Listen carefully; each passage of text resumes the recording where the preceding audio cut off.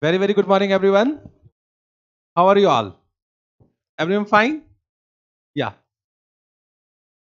So, we are going to start our CA final financial reporting journey. Are you ready for that? Now, as we say about CA final financial reporting,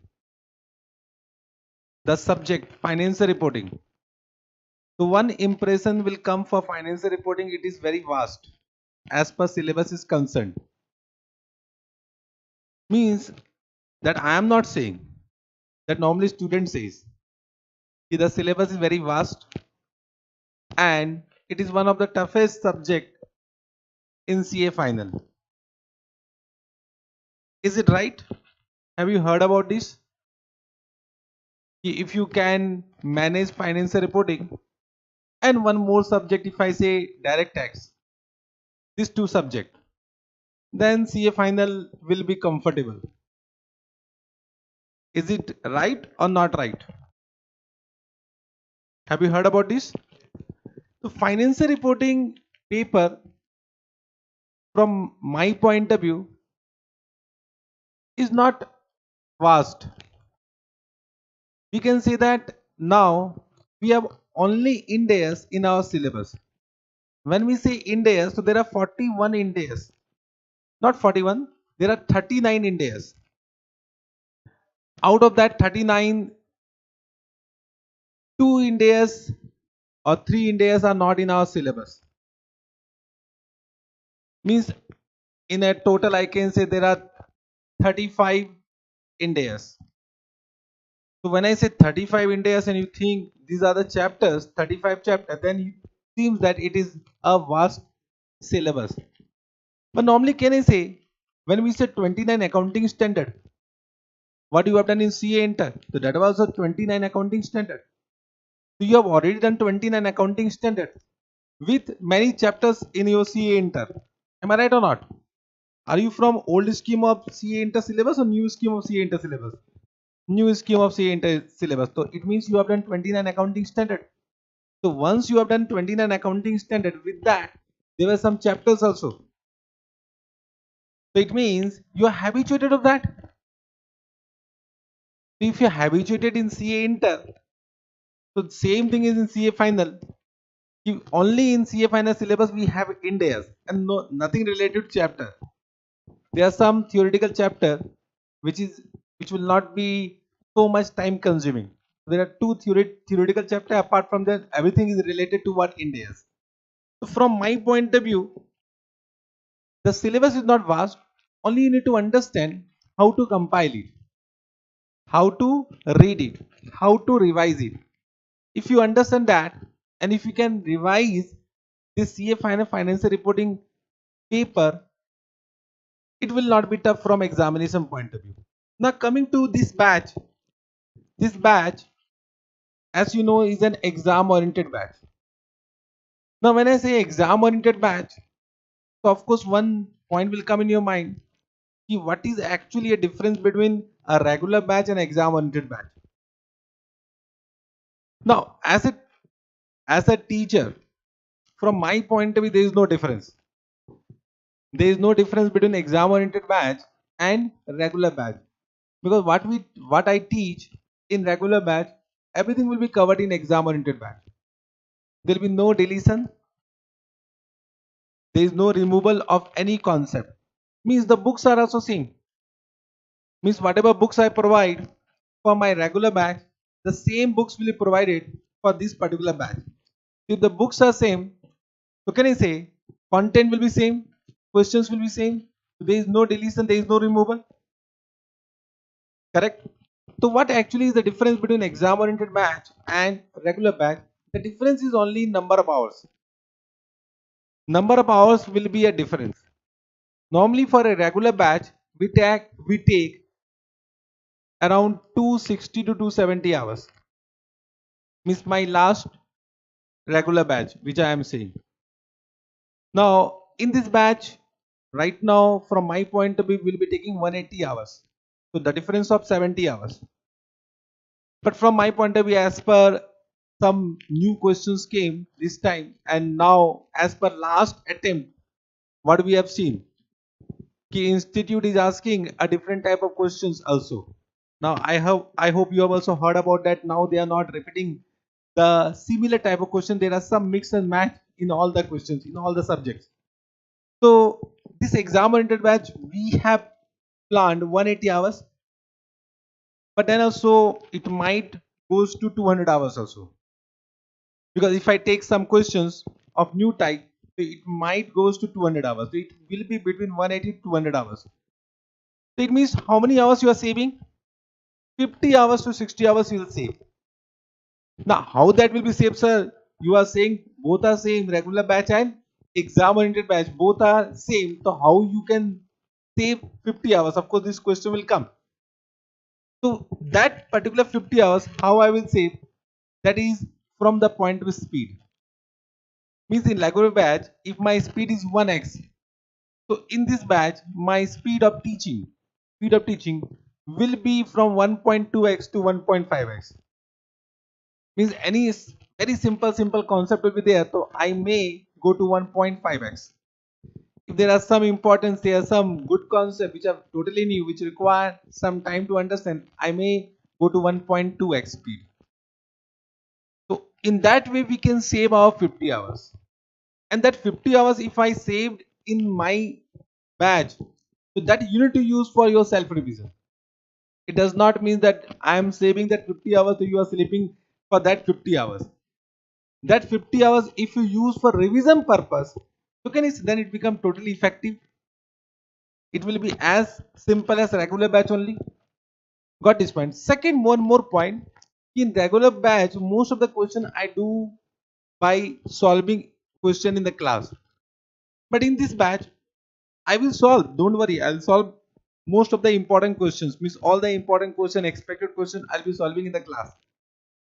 But there'll be some question which I feel that if I discuss that question, you can do by your own. That type of question will be discussed in the class, because of course that can be managed by you, and the solution will be provided in the question bank. If the solution is there, of course you can do by your own. So we can manage, we can save some time there. In that way we can manage, we can save our 50 hours, 50 to 60 hours. Correct. Once again I want to say that there is no difference in the concept. All the concept which I take in regular batch will be taken in exam oriented batch. First doubt over. Second, books will remain same. If the books are same, so there is no removal of the concept, there is no deletion of the concept. Only you need to manage my speed. And of course, what I have seen in regular batch, where the my speed is 1x, student listen that class at 1.5x only. So students are habituated of that speed. Got this point? Now coming to some features about this batch, because once I start this batch, you should know something about what will be the process, so that you can understand what can be the ultimate output of this particular batch. Got this point? So this batch will be applicable for May 25, November 25, and even after that. Even after that means for May 26, November 26, and after that. There can be some amendment for future attempt, means for May 26, November 26, which is not yet notified by ICI. So if it is not yet notified by ICI, we can't discuss right now what can be the possible amendment. So if there is any amendment for future attempt, means we can say for May 26 and onwards. So don't worry about that. That is my obligation. Don't worry about that. Before 6 months of your exam, that amendment will be provided to you by way of video, YouTube video, or it can be what, by way of my video classes in the form of what, the recorded mode. Got this point? So don't worry about any amendment.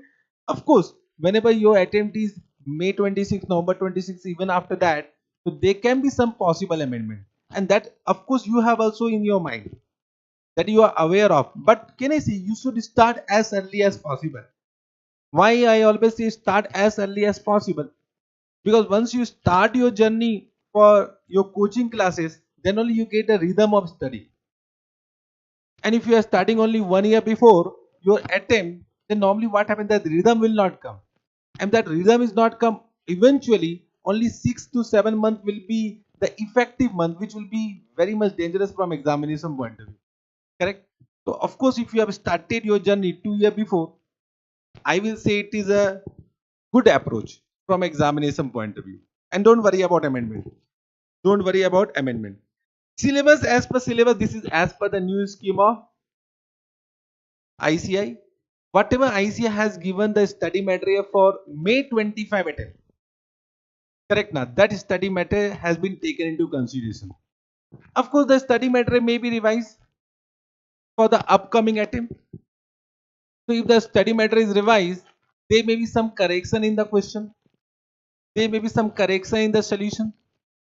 There may be some new questions introduced. Concept will remain same. There is no changes in concept. There may be some new Ind AS might came. For example, Ind AS 117 is going to introduce, means it's effective, but it is not yet notified in ICS syllabus. So that may be introduced by ICI. So once that is introduced in ICS study material, then only it will be a part of syllabus. Got this point? Whatever I am saying. So whatever changes in the ICS study material, that will be also informed to you time by time. Got this point? Any correction in the questions, there may be some correction in the question, that will be also informed to you. Any correction in the solution. So right now, whatever solution will be there in your question bank, whatever I will provide to you, that's all the solution is as per ICI, even though it is wrong. Suppose ICI has given wrong solution, in your question bank, I have given wrong solution only. We will discuss what is the correct solution in our class. Got this point? Yes, sir. This batch we have planned for 60 days. 60 days into 3 hours, 180 hours, but it may increase also depending upon the criteria from examination point of view. As per the last attempt, whatever we have realized, that we should do some more questions, more new type of questions, which we fail. That yes, now new question they are asking. Of course, in our all past batches, whether it is regular batch or exam oriented batch, we take new questions also. We take all types of questions. But normally what happened, what I have seen, that as a student you need to change right now. We are always ready to teach because we are born to teach only. Correct now? We are ready to teach. But whether you want to study, questions which are outside the books, it means who need change. You need to change as per as a student. And as per ICA requirement, ICA has understood one thing, that whenever question is asked from ICA book, it becomes simple question paper. Whenever they are asking question outside the book, it becomes difficult question paper. Got this point? So why it is difficult question paper? The concept remains same. It means you are only reading question, you are not reading the concept. Now as a CA student, because you are going to become the future of India, what do you think? You should only concentrate on the question given by ICI, or you should think about a concept. So of course the entire study should be concept oriented. Of course it should be exam oriented. I'm not saying that we should move from examination point of view, because the first primary objective is to pass the exam. Yes or no? So it should be exam oriented, but we should not defeat one of the objectives, that is concept. So you should understand a concept so that you can tackle any type of question which is asked by ICI in the exam. Have you understood this point? Yes, sir. About the medium, of course, this batch will be totally in English. Totally in English. No other language will be taken into consideration in this particular batch. Coming to the books, which is very important. Entire books, whatever I am providing, I'll provide you 2 volumes of Ind AS Saaransh book. When I say Ind AS Saaransh book, it is nothing but the content of all the Ind AS, which has been summarized in such a way that you can revise the entire Ind AS just before exam. Correct? So it has been designed in such a way that you can revise all the concept, all the content of Ind AS before exam. Got this point? Yes, sir. So we'll provide you 2 volumes of Ind AS Saaransh book, 4 volumes of question bank. 4 volumes of question bank.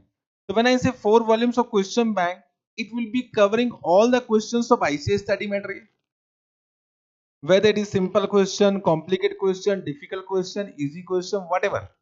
All the questions of ICS study material has been incorporated, excluding multiple choice question. Multiple choice question has not been incorporated in the question bank. Correct? I'll come to the multiple choice question. So question bank include all the questions of ICS study material, RTP, MTP. RTP, MTP till date. Means whatever RTP, MTP has been introduced, has been released by ICI till date, all the question of that RTP, MTP has been incorporated in this question bank. This is actually 12th edition question bank. Means can I say in future also more RTP will come, more MTP will come? That question has not been incorporated. So that will be new question which will be given to you as a additional question to you. Correct now? So I hope you understand till date whatever RTP, MTP and exam question also, excluding the last exam. Last exam means the last exam whatever was conducted by ICI, that question has not been included. Understood? Apart from that all the question till date whatever have been asked by ICI in any exam has been incorporated in this particular question bank. Of course, the repeated question has not been incorporated. If suppose RTP has a repeated question, so that has been indicated that this particular question have been asked in exam as well as RTP as well as MTP. That type of indication has been given. Correct. Now, this time what I have done, let me first explain you about my question bank. You can see this question bank. If you come to the preface, what I have done, if you read this, for the first time I have done this as per the requirement of the student. What I have seen, there are different types of student in the market, and can I say we as a teacher need to entertain every type of students.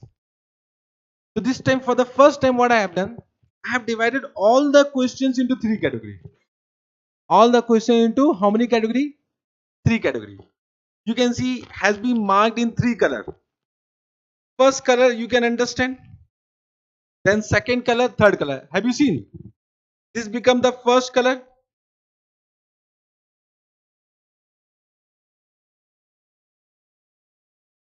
You can see this is the first color, then second color, third color. What does first color mean? Such questions are based on direct concept. Direct concept means if you know the Ind AS concept, you can do this question by your own. Means can I say this does not require any other efforts. Correct? Which can be answered without reading the solution if student retain the concept. If student retain the concept, means can I say if you have gone through any Ind AS, so these questions are not supposed to be read. If you know the concept, you can answer all the questions of this nature. Correct? Student can ignore such question at the time of revision if they have insufficient time. If suppose you feel that you do not have sufficient time for revision, you can ignore this totally all the questions for revision purpose. Means you have already read the Ind AS content and these are directly based on Ind AS content. So you can ignore this type of question at the time of revision if you feel that you do not have sufficient time. Second category is what? Such questions should be solved at least one time. Means when you are doing first revision, you should solve at least one time by your own. And you need to identify that whether you are able to solve it. Even though simple, if you are able to solve it, it means this type of question you can easily answer in your exam.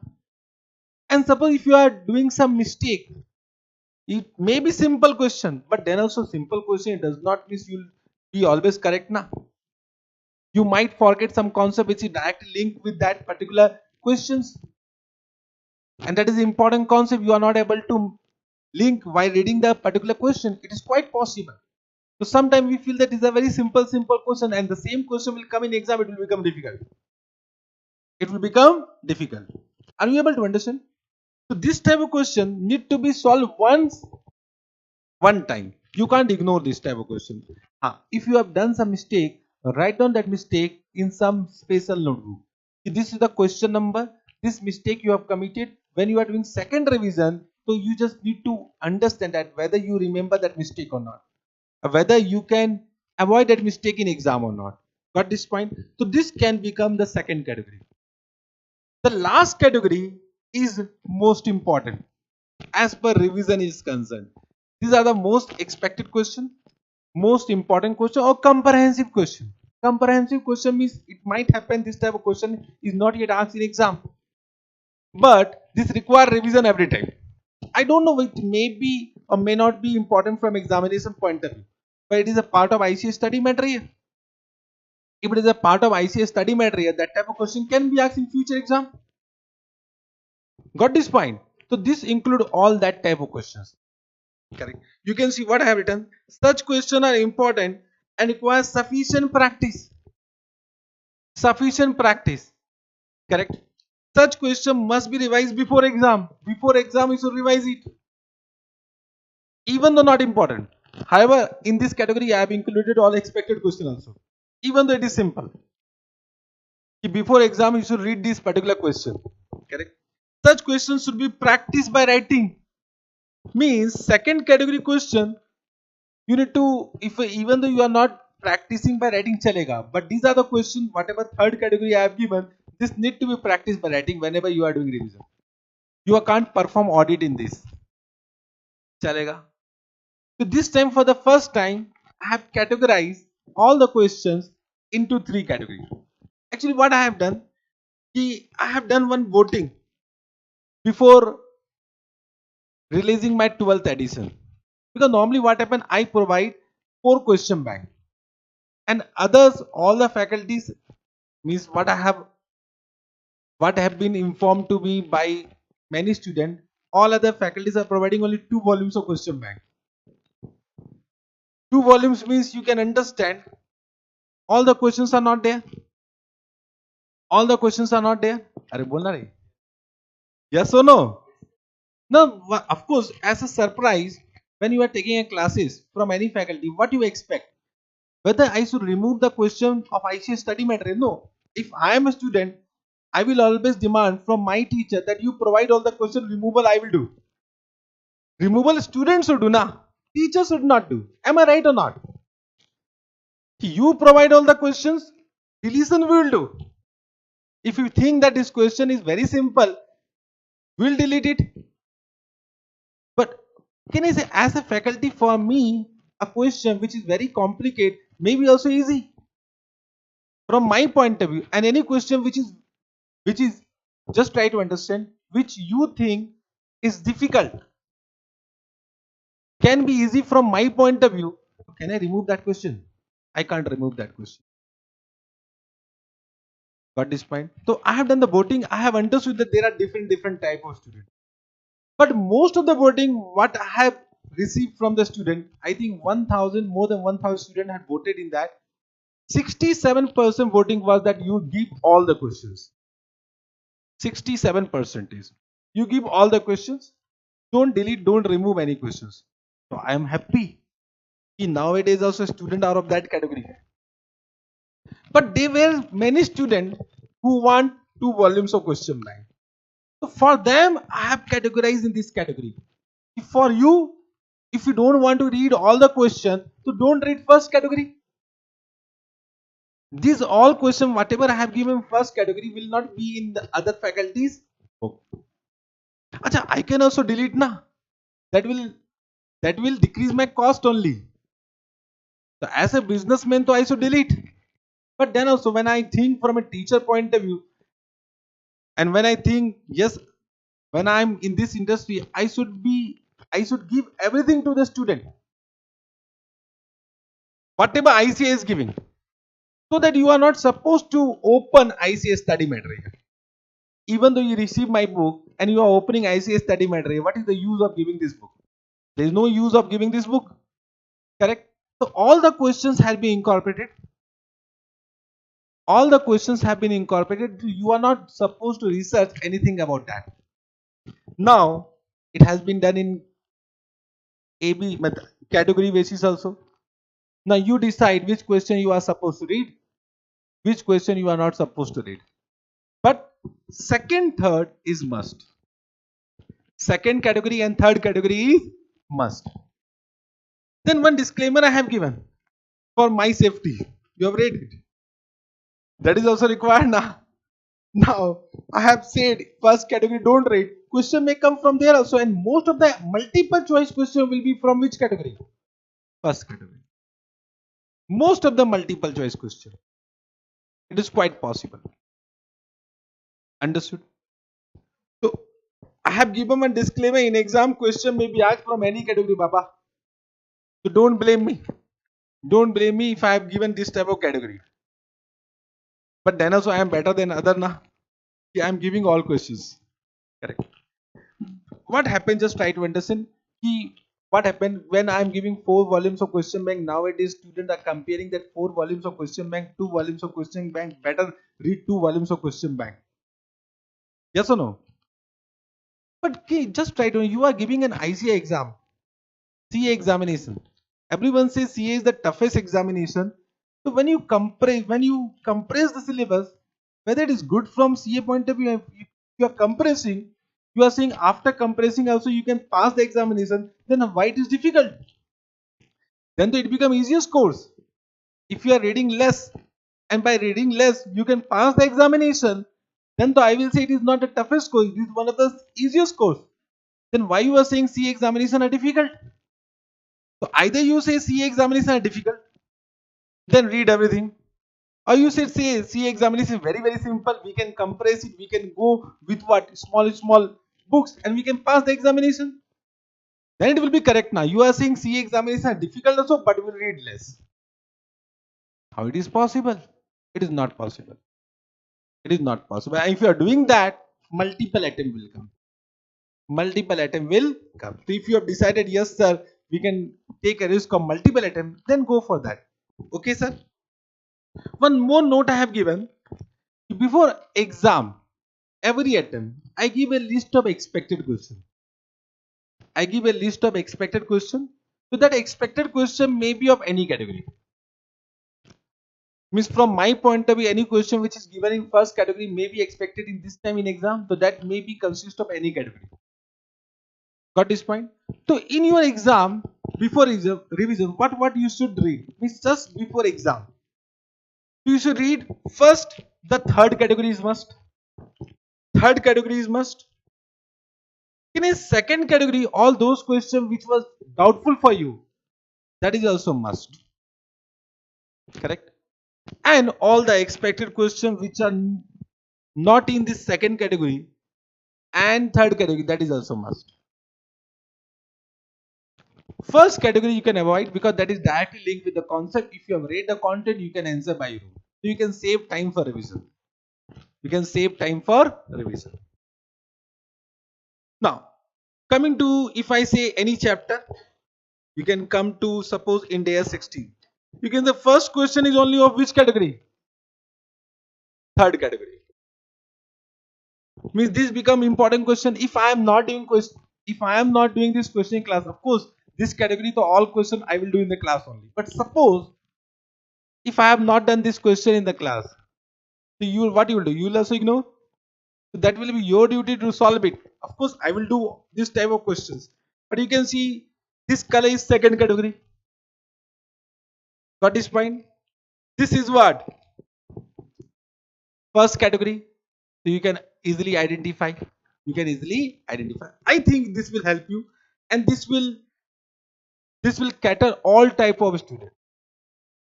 This will cater all type of student. Whether you want all question, whether you do not want all question, whether you want to go for 2 volumes, so you can delete all the question, it will become 2 volumes. All the first category, if you delete, it will become 2 volumes. Now, one more point before I go to this. There are many illustrations given in ICA study material. Examples, illustrations. This is to build a concept. This is to build a concept. Question may be designed from this also.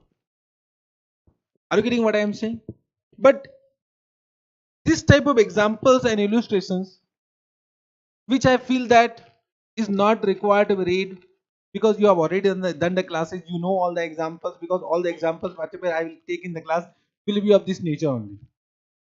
So that I have not given the question bank. You can see this is of 189 pages. 189 pages. This will be given as a soft copy. This will be given as a soft copy. Means if I have given this also, means all the illustration, all the examples are also given to you. Got this point? So whenever you are free, suppose today suppose I have done one chapter in Ind AS 8. Go to home, only read these examples. There is no need to do detailed analysis of that. Can I say, when you read these examples or illustrations, whatever I have done in the class, you'll be able to correlate. And suppose any examples or any illustration you have not understood, give a star mark, write down somewhere. You can ask me either in the class or outside the class. Got this point? So why I have excluded this from question bank? To remove the fear. To remove the fear. Because unnecessary it will increase the number of pages, which is not actually required. Which is not actually required. Understood?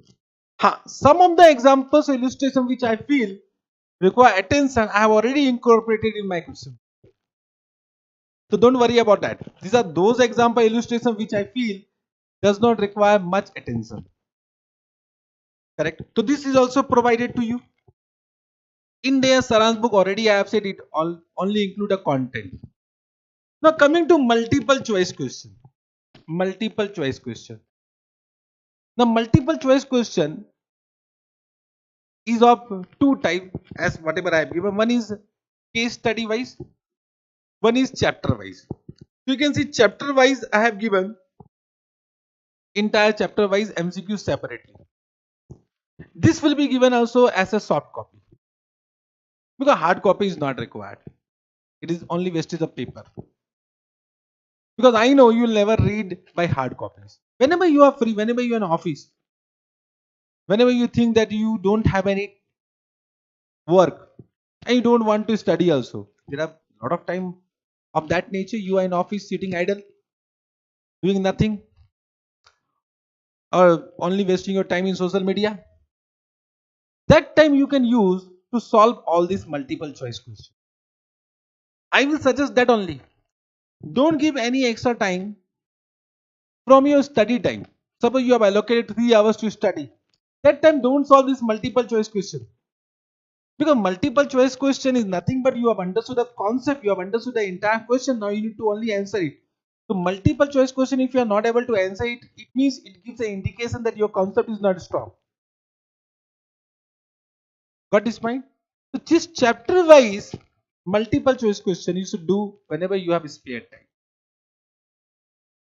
Got this point? Suppose you have done the revision of Ind AS 16, open Ind AS 16, all the multiple choice question, it will not take more than half an hour.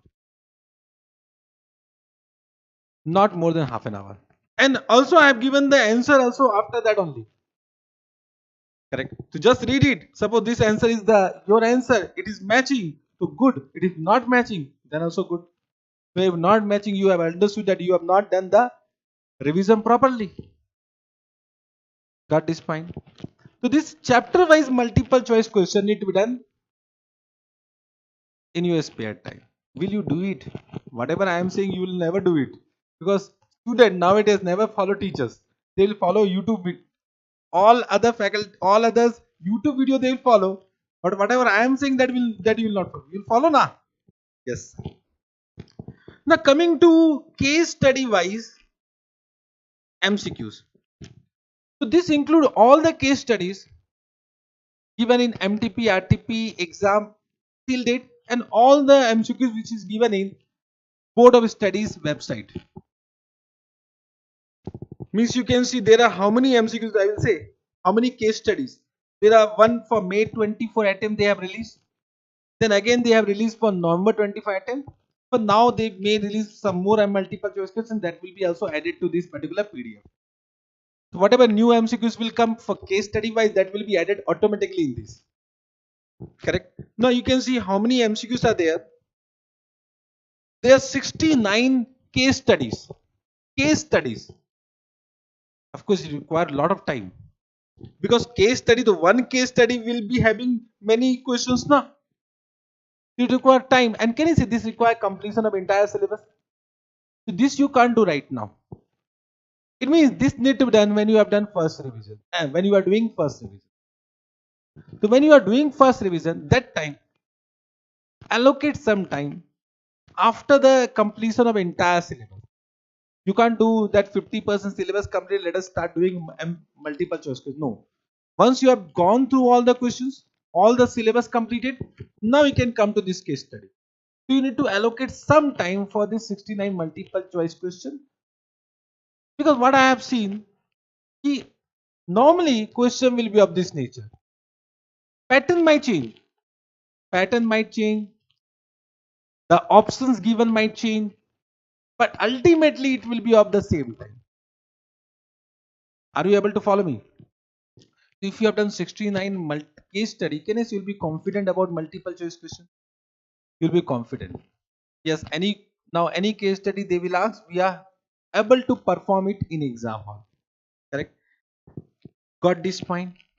Yes, sir. So coming to what we have understood, we have understood that key will provide you 2 volumes of Ind AS Saaransh book, 4 volumes of question bank, and MCQ soft copies will be provided to you.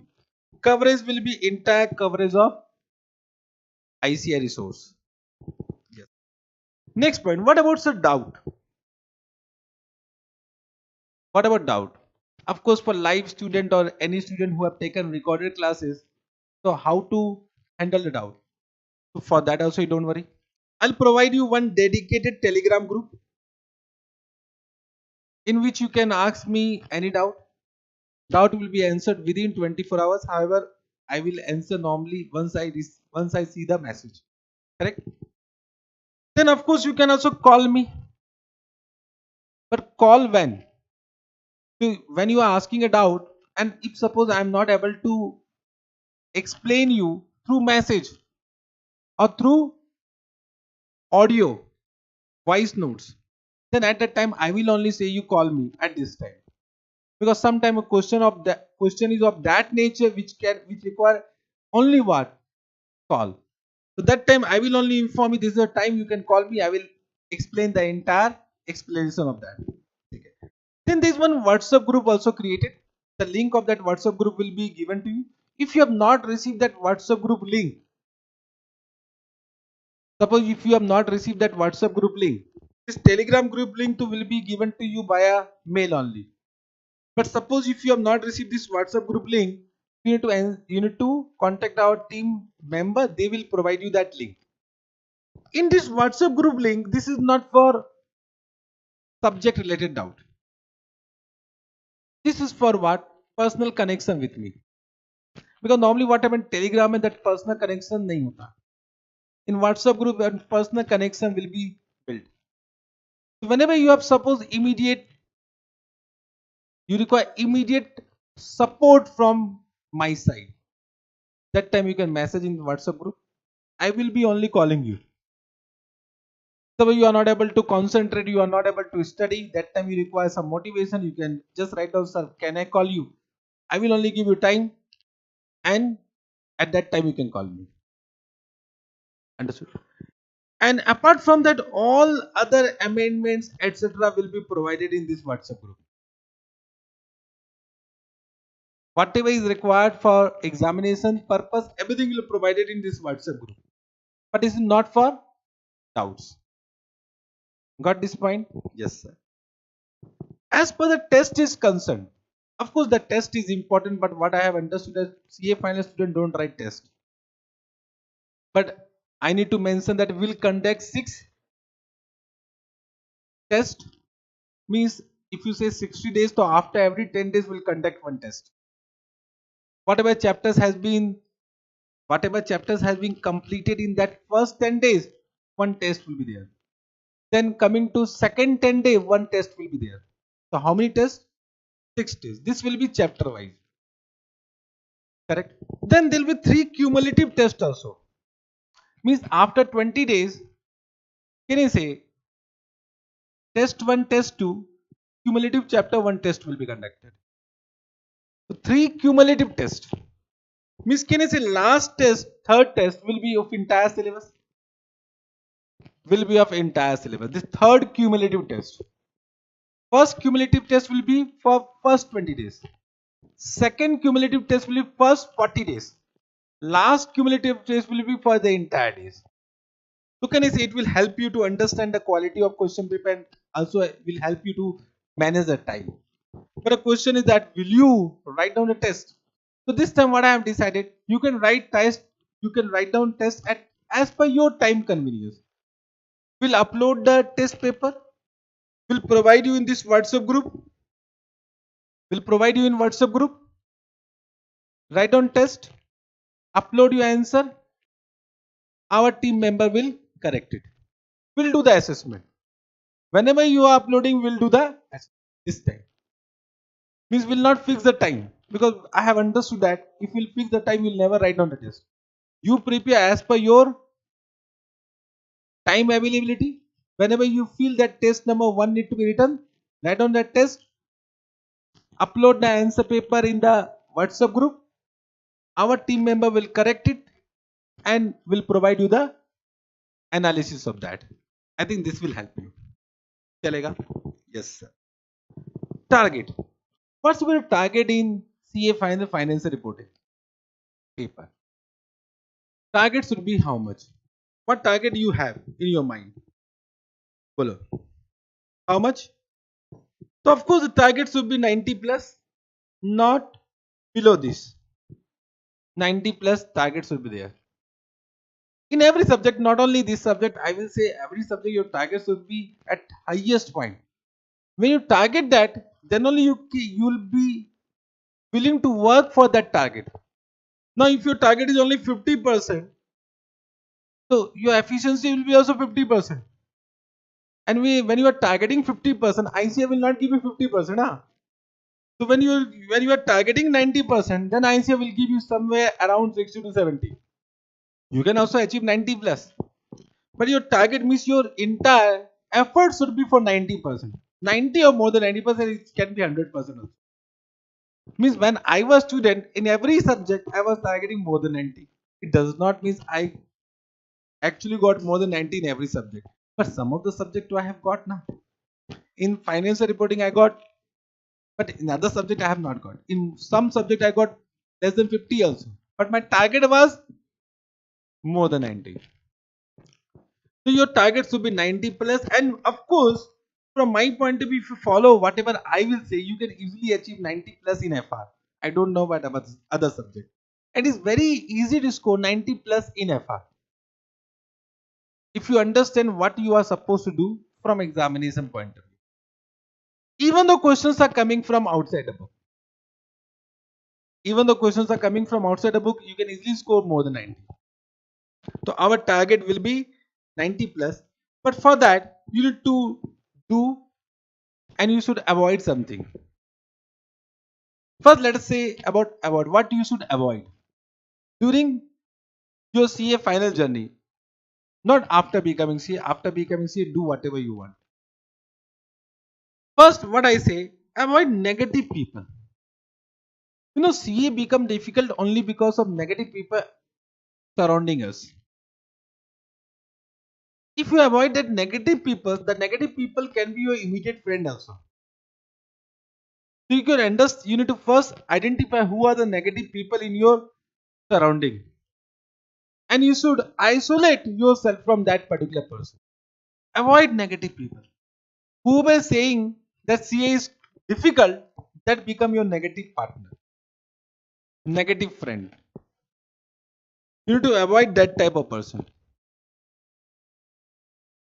It can be your relative also. It can be your friend also.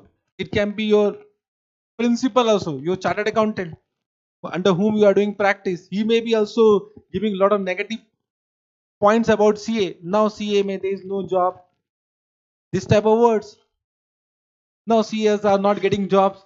Can I say once if suppose if I say like this CA, there is nothing, and the CAs are not able to earn 2 lakh also in a year, then will you be able to give the right effort? Your mindset will become negative. You'll think this much sacrifice we are doing not for 2 lakh, 5 lakh or 6 lakh now. So of course these are negative people. Believe me, CA can earn whatever you want to earn. CAs are not made for 10 lakh, 12 lakh. They are made for 1 crore. And every CAs are earning also. And those who are not earning, they are not CA only. I will say. If they are not getting jobs, it means that is their point now. But a good CA with entire concept can easily earn more than what I will say, whatever you are thinking, more than that. So avoid negative people. Then avoid social media to some extent. Not, I will say, not entirely. You can't avoid entire social media because of course you can't avoid YouTube. There are many revision video. Of course, you need to listen revision videos also. There are many. I mean, there are many updates given by which has been released by ICI, which will come. I will only give you update in my YouTube channel. So you can't avoid entire social media, but to some extent you need to avoid. This all bakwas social media, Instagram, Facebook, etc., which is not at all required. I will say delete till you become CA.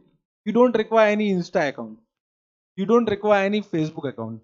You require LinkedIn account. If you have, you can use that. Professional account if you have, okay. YouTube channel to some extent is good if you are using it for your study purpose. But avoid social media. Avoid making excuses. This is the most important thing. Avoid making excuses.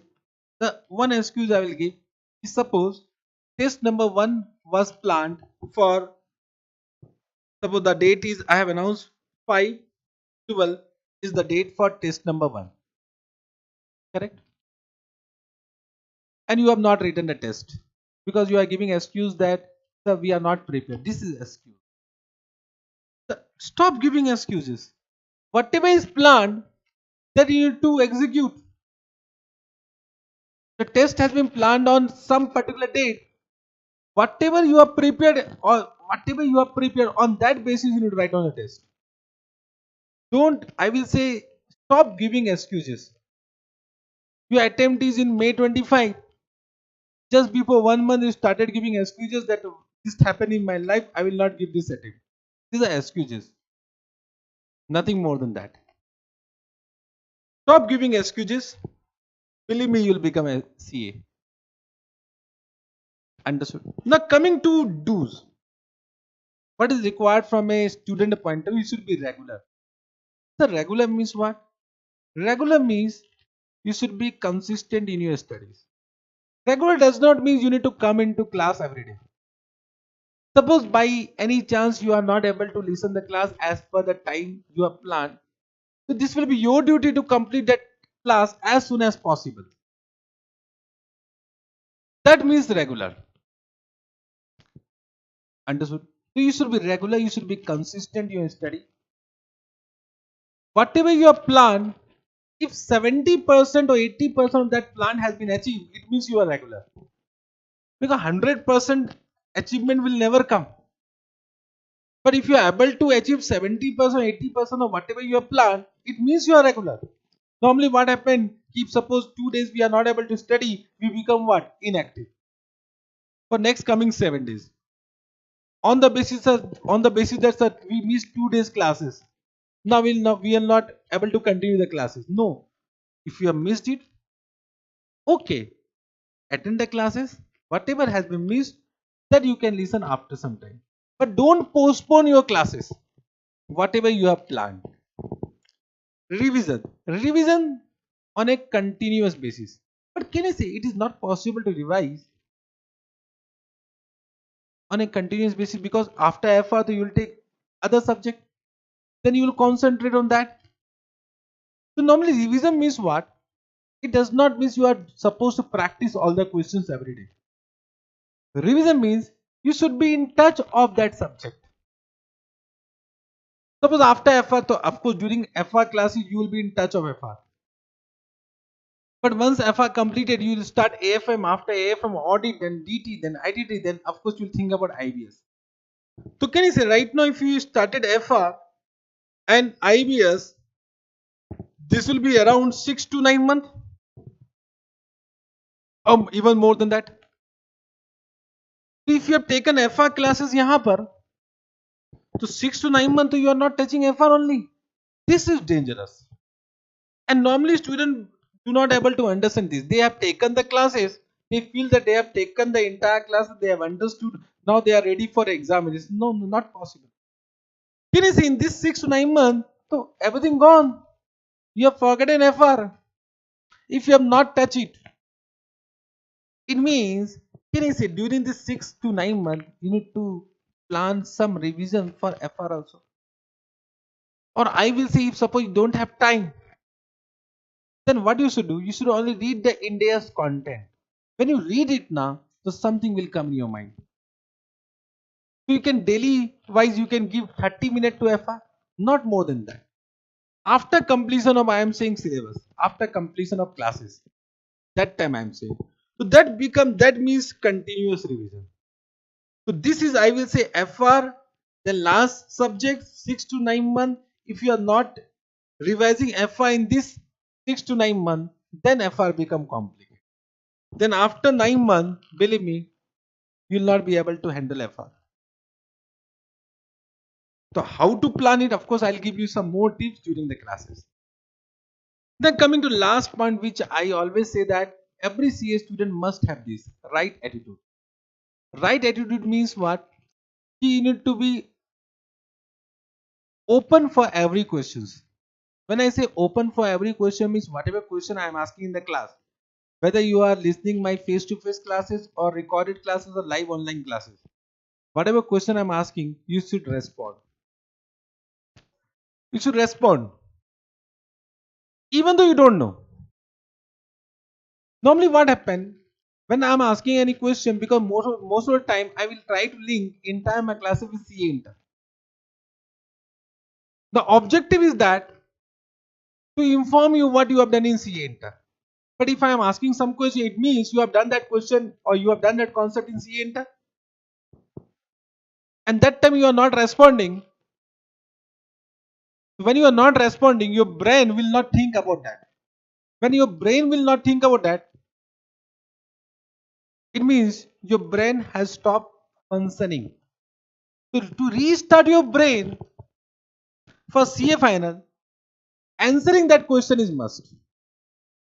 Even though it is wrong.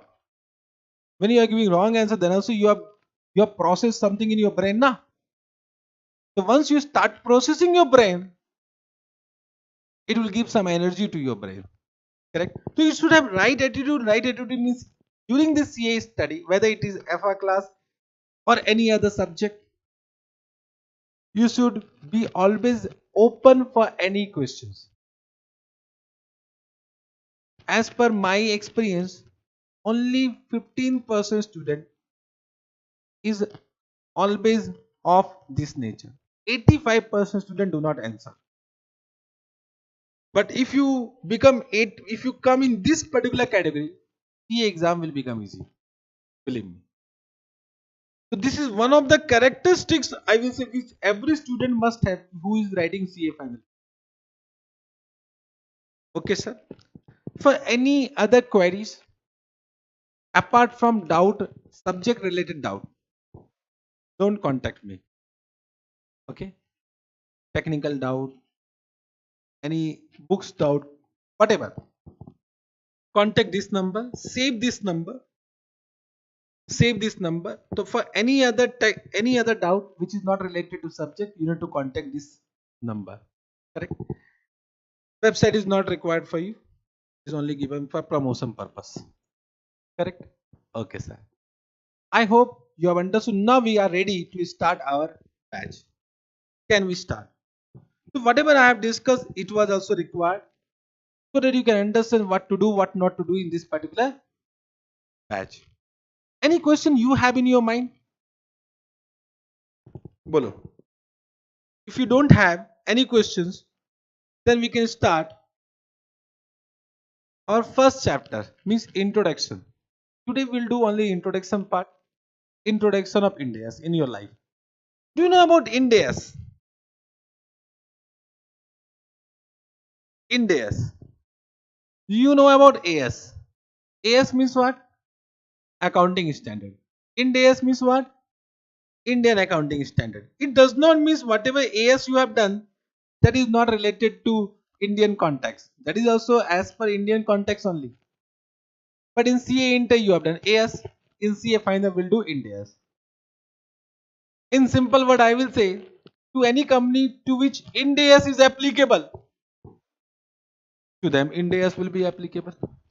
And any company to which Ind AS is not applicable, to them AS will be applicable. So I hope you have understood the big companies Ind AS will be applicable.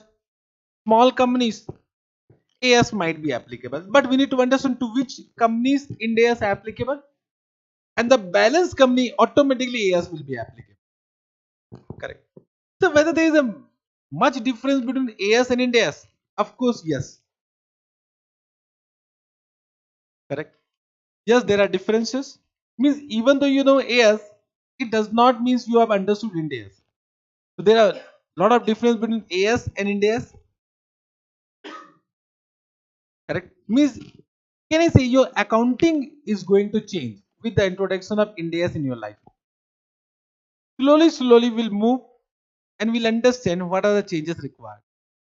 So how I have designed my entire curriculum. First I will take those Ind AS in which there are very less changes, or I will say very minute changes, means which is exactly the replica of accounting standard. For example, first accounting standard, first Ind accounting standard which I will take in your class will be Ind AS 37.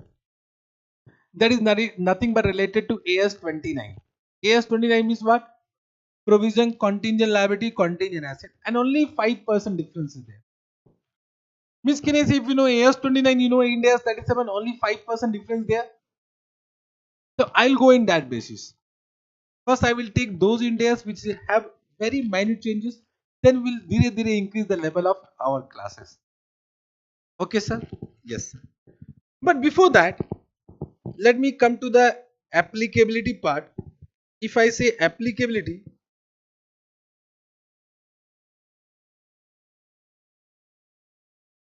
minute.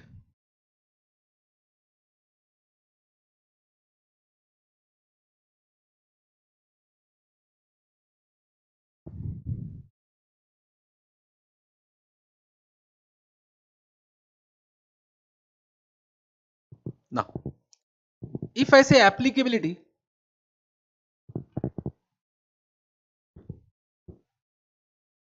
so now accounting standard, applicability,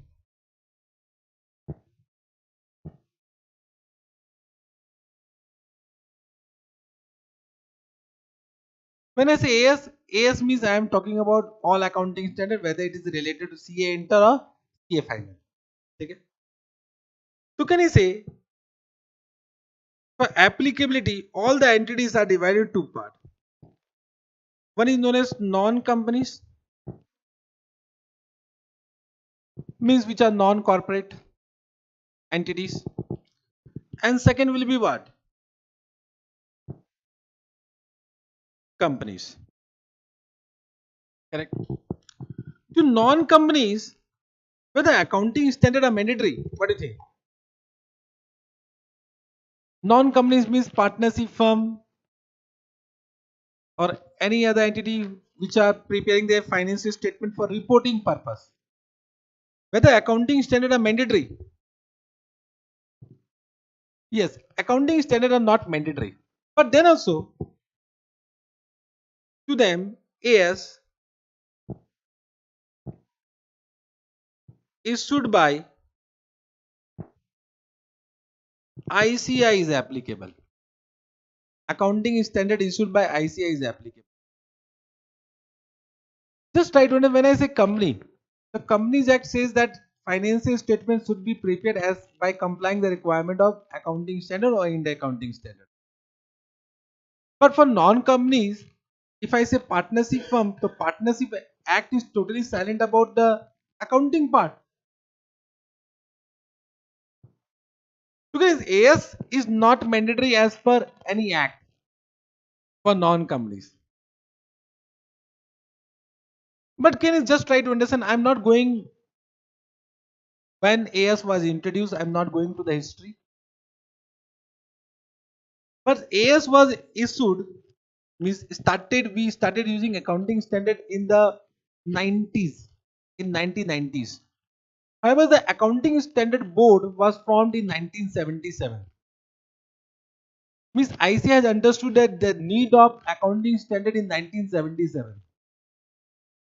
But it became effective or issued by ICI, we can say, and we started using accounting standard from the 1990s. That time the Companies Act was also silent about accounting standard. So of course, AS ICA started issuing all accounting standards. So as per any act, whether it is Companies Act or Partnership Act, of course that was silent about the compliance of accounting standard. Therefore, what ICA has done, ICA has issued one circular to all the members. Members means chartered accountant. See, any member of ICI who is doing any attestation function, means if they are signing any financial statement, then that financial statement should comply with the requirement of what? Accounting standard. Means can I say any financial statement of non-companies, any financial statement of non-companies, correct, which is signed by any chartered accountant, that financial statement should comply all the requirement of AS issued by ICI. Got this point? Yes, sir. So to them, AS issued by ICI is applicable. What are the AS already issued? So we have AS1 to AS32, which has been issued by ICI. Out of this, AS6 and AS8 has been deleted. Has been deleted. Means they have issued but now deleted. AS6 was related to depreciation accounting, which after revision of accounting standard 10 has been deleted. So you should know that yes, of course this has been deleted. And out of this, AS30, 31 and 32 are not applicable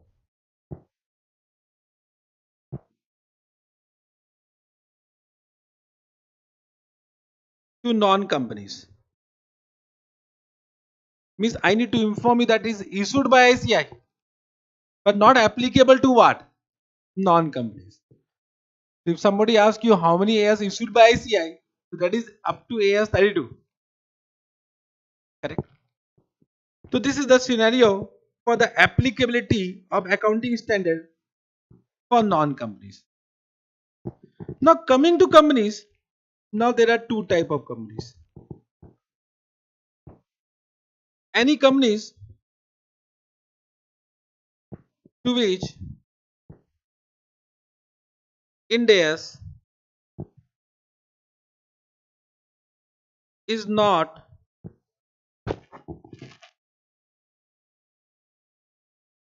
applicable. So we will not say like this ki any company to which AS is applicable. So first we need to find out this company whether Ind AS is applicable. If yes, then Ind AS is applicable. If not, then AS is applicable. AS means CA enter. Got this point? To which Ind AS is not applicable. And second, any company to which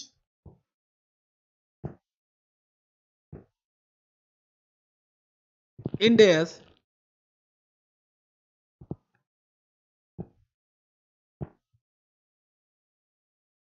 is applicable. Got this point? So as per the applicability, now there are two type of companies. So any company to which Ind AS is not applicable, you have understood AS is applicable. Which AS? Which AS is applicable? Bolo? No. You can't say AS issued by ICA now. As a CA, you should know this particular point. The level 1, level 2, level 3 has been defined by ICA only. That is for applicability, all the entities are divided into four categories now. Level 1, 2, 3, 4. Initially it was 3 categories, but that is for this. I'm not going into that because that is not important from examination point of view. Correct. So to which Ind AS is not applicable, to them AS notified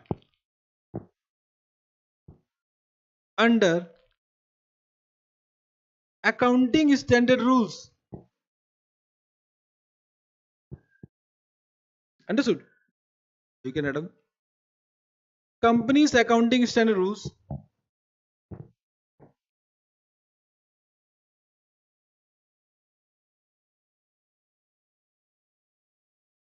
2006 is applicable. All the AS notified under companies accounting standard rules 2006 is applicable. Now which accounting standard are notified in this rule, that we need to understand. So they have notified AS1 to AS7 and then AS9 to AS29.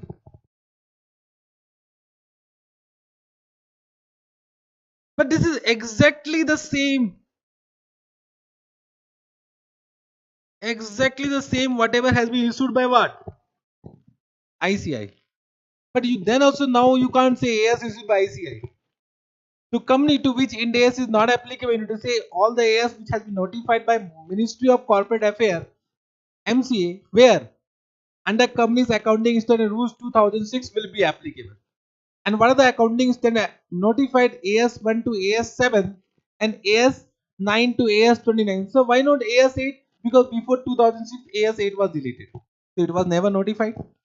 So why AS30, 31, 32 which has been issued by ICI not notified here? Because after 2006 it was issued by what? Means ICI issued 30, 31, 32 after 2006, was never notified by MCA in this rule. Are you getting? If that was not notified, the question of applicability will not come. Are you able to understand? So AS 30, 31, 32 was never notified in this rule. Got this point? And after that, AS6 was deleted.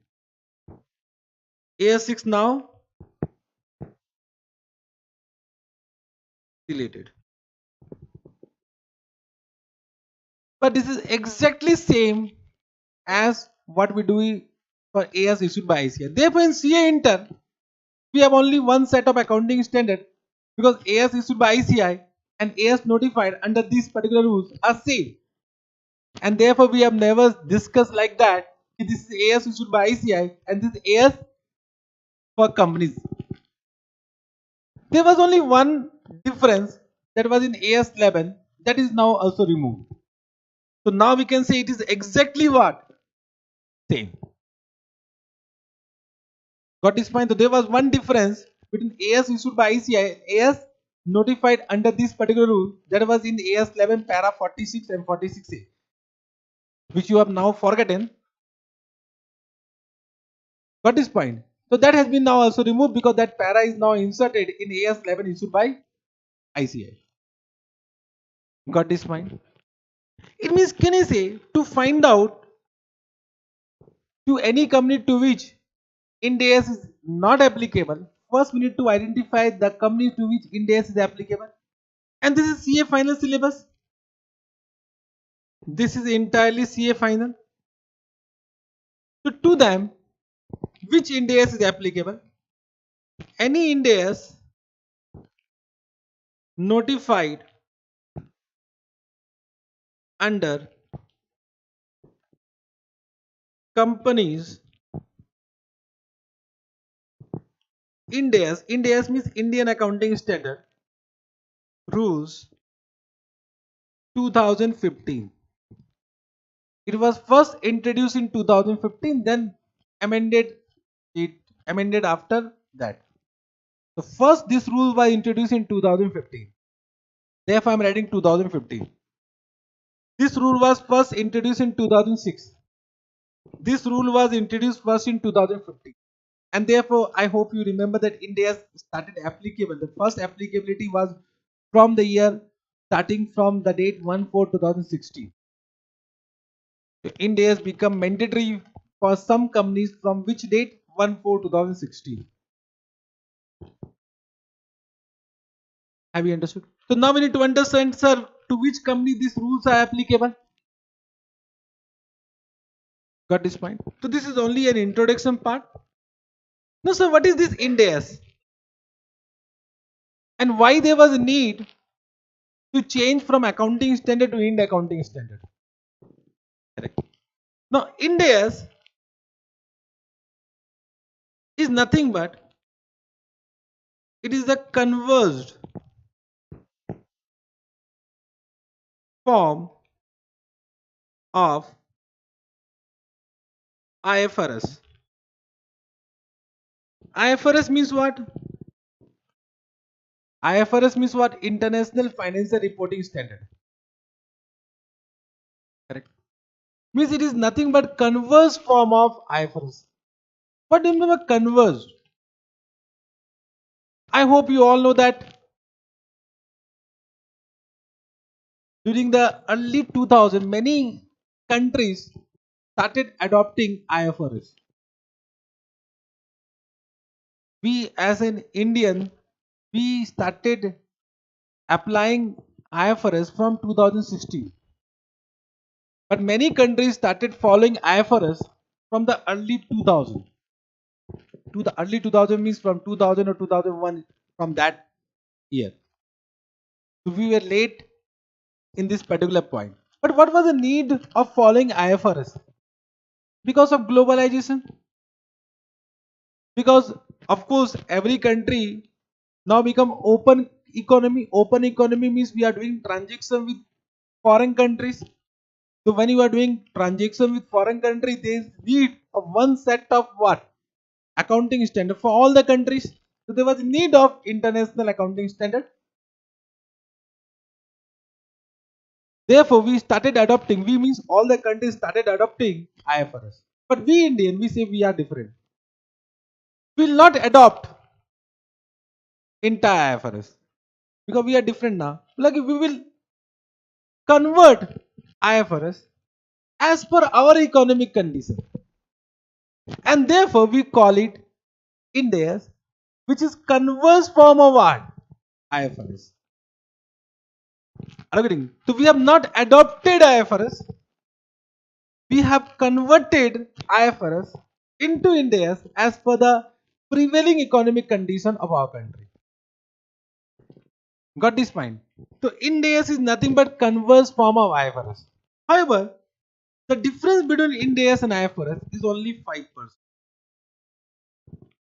Means can I see if you know Ind AS and if you want to study IFRS, you need to only study that 5% difference. That is only 3 to 4 pages. So you will equivalent, you will also become strong in what? IFRS. So don't take any course for IFRS after studying Ind AS from me. Only that difference, and that difference also we'll do in the class, even though that is not a part of our syllabus. For some extra gap. Correct? Now, just try to understand. Before 2001, there was one committee, International Accounting Standard Committee. And during 2001, when there was a need of global accounting standard, IS International Accounting Standard Committee was changed to IFRS Committee. Correct? Because the correct terminology was financial reporting standard. They have changed it to what? International Financial Reporting Committee. From International Accounting Standard to Financial Reporting. Correct. Means before 2001, International Accounting Standard was named as IAS. And before 2001, they have already issued IAS 1 to IAS 41. Understood? IAS 1 to IAS 41. But when IFRS committee was formed, then there was a discussion whether we should change the previous IAS to IFRS.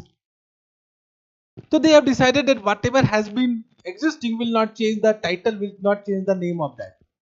So IAS 1 to 41 remain IAS 1 to 41 right now also, even though now it is under IFRS committee.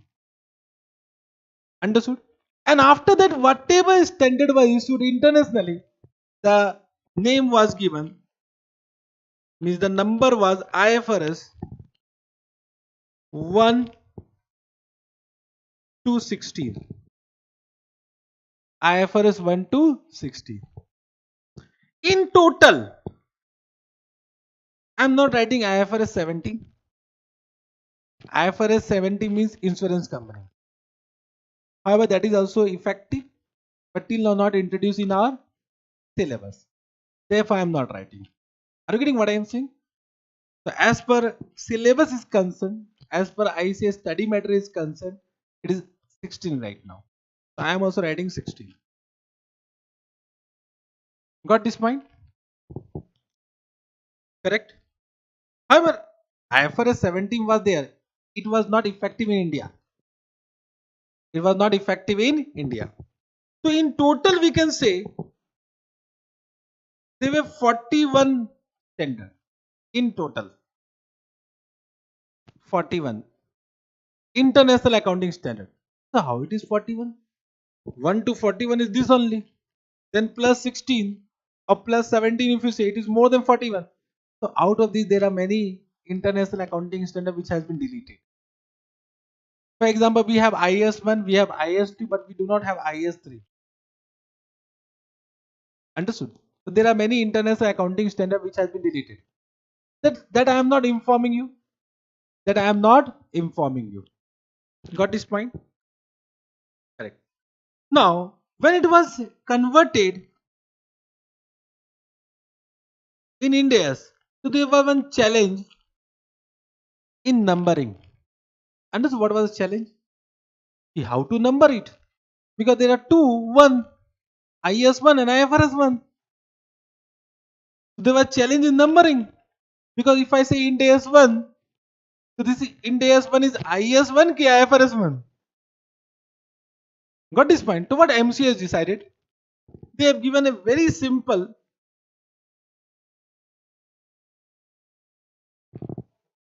answer to this, that this will be known as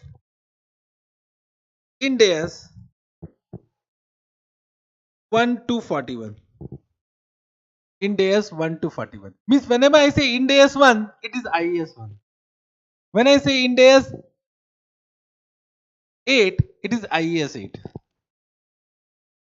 And this will be numbered as, you know what? Ind AS? Very good.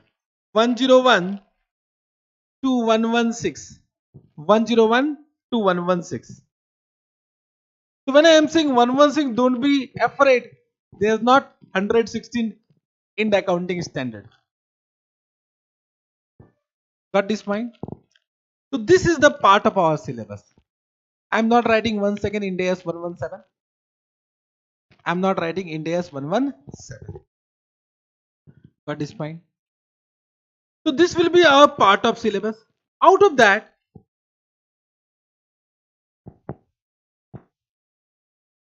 Ind AS 104 and Ind AS 106 is not in syllabus.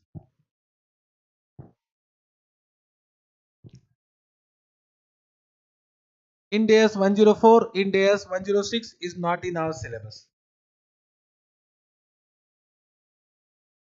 Ind AS 104, because that was related to insurance company. So IC understood that Ind AS 104 is going to be changed soon, and Ind AS 117 will be applicable soon. So better when Ind AS 117 will be applicable, that will be studied to CA, that will be a part of syllabus for CA final student. But till now that has been also not notified by ICI. Are you getting whatever I'm saying? So how can we understand which Ind AS has been deleted? So that you will automatically understand. If I am not teaching you Ind AS 3, the Ind AS 3 is removed from this particular part that has been deleted. Means that is not yet introduced only, because there was no IAS 3, so there is no Ind AS 3. There was no IAS 3, so there cannot be Ind AS 3. There is no IAS 5. Understood now? Correct. Understood. So that you will automatically understand. Apart from that, there is one term, IFRIC. IFRIC means what? International Financial Reporting Interpretation Committee. Now, whenever there is some doubt in the industry related to IFRS, so that will require interpretation. It is quite possible that IFRS is silent regarding any accounting treatment. For that also interpretation is required. So there is one committee for that we call IFRIC, and they will give the interpretation. IFRIC 1, IFRIC 2, like this. Before 2001, it was SIC, Standard Interpretation Committee. This is not important from exam point of view. This is only for general knowledge. IFRIC and SIC. These are nothing but interpretation given by International Committee for any new development or any existing IFRS whatever. Now this interpretation has been introduced in Ind AS. So this interpretation is now a part of what? Ind AS, and that has been added to Ind AS as an appendix. So it has been added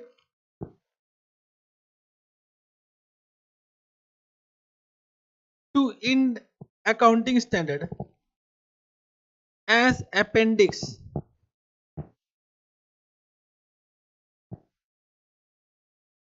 to Ind AS. As appendix to Ind AS. So sometime I will be saying this is the appendix to Ind AS 10. The appendix to Ind AS 10, it is nothing but interpretation given by IFRS committee. So that is also a part of syllabus. So this is also a part of syllabus. So all the interpretation now become appendix, that is also a part of syllabus. Got this point? Yes. Now coming to difference. Difference between what? Difference between Ind AS and IFRS. No AS. We will not discuss the difference between AS and Ind AS. That is not a part of our syllabus. Then also I will inform you. Whenever I'll do some particular Ind AS, I will inform you the difference between AS and Ind AS, but that is not a part of our syllabus. This difference is also not a part of syllabus, but that has been mentioned in ICS study matter. It is whatever mentioned in ICS study matter indirectly is a part of our syllabus. Now with introduction of MCQs, anything can be asked. So there are basically three types of difference. There are basically three types of difference. Whatever I am writing, that you should write down. Are you writing or not writing? Where you are writing? This is what? No. Maintain one proper register. Behave like student, don't behave like auditor. Okay. I know with CF, once you enter into CF final, you think that you become auditor. And this is the point where student lacks. While doing revision also they started doing audit.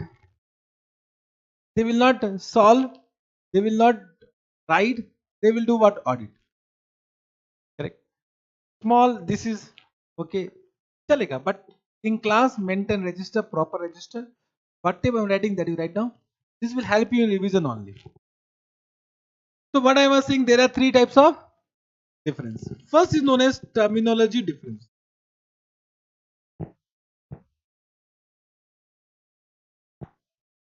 Terminology difference. There are some terminology which has been used in IFRS. A different terminology has been used in Ind AS. Why? Because of requirement of Companies Act. Because if we change that terminology, we need to change what? Companies Act. India amendment in any act is asambhav. It is very difficult and require at least 5 years for that amendment. So when MCU was notifying Ind AS, what they have said, retain the terminology which has been used in what Companies Act, and that terminology we need to use where in Ind AS. For example, there are basically two terminology. Internationally, we call statement of comprehensive income. Statement of comprehensive income. But in India, we call it statement of profit and loss. Understood? Means when you read IFRS, they will say statement of comprehensive income. You write a full comprehensive income. Comprehensive. Comprehensive.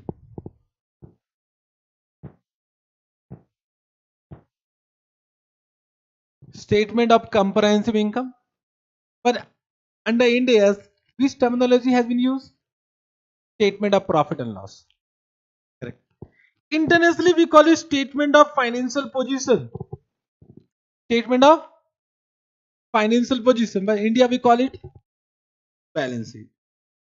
Of course, the correct term is statement of financial position. And soon, Companies Act will be amended. Once the Companies Act will be amended, Ind AS will be also amended. And then we will start using what statement of comprehensive income and statement of financial position in India. But till now, there is no such changes. It means we can't use statement of financial position and statement of comprehensive income whenever we are preparing financial statement of Indian companies. Means from exam point of view, this is correct name. This is not correct name. Got this point? Now you only say when this terminology has been changed, whether it will affect any concept. Means this is the only difference, but this is not a difference. Can I say in this way? This is only a difference, but not a difference. So this is not a difference. Theoretically, we can say it is a difference. Chalega. Have you understood? So whenever supposing question by mistake, it is written prepare statement of comprehensive income. So you'll go to what? IFRS? Whether you'll go to IFRS? No, IFRS is not in our syllabus. It means that is statement of comprehensive income is statement of PL only. So why? How they can mention statement of comprehensive income? It is possible because ICI is taking all the question from international book. So when they take international book question, they forget to edit it. And sometimes it is quite possible they are mentioning previous statement of comprehensive income and statement of financial position. Don't be confused at that point of time. Just that is nothing but statement of PL and balance. Chalega. Second is what? Removal of option.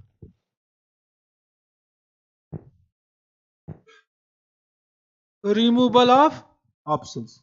Now IFRS, because IFRS when it was designed, it was meant for many countries.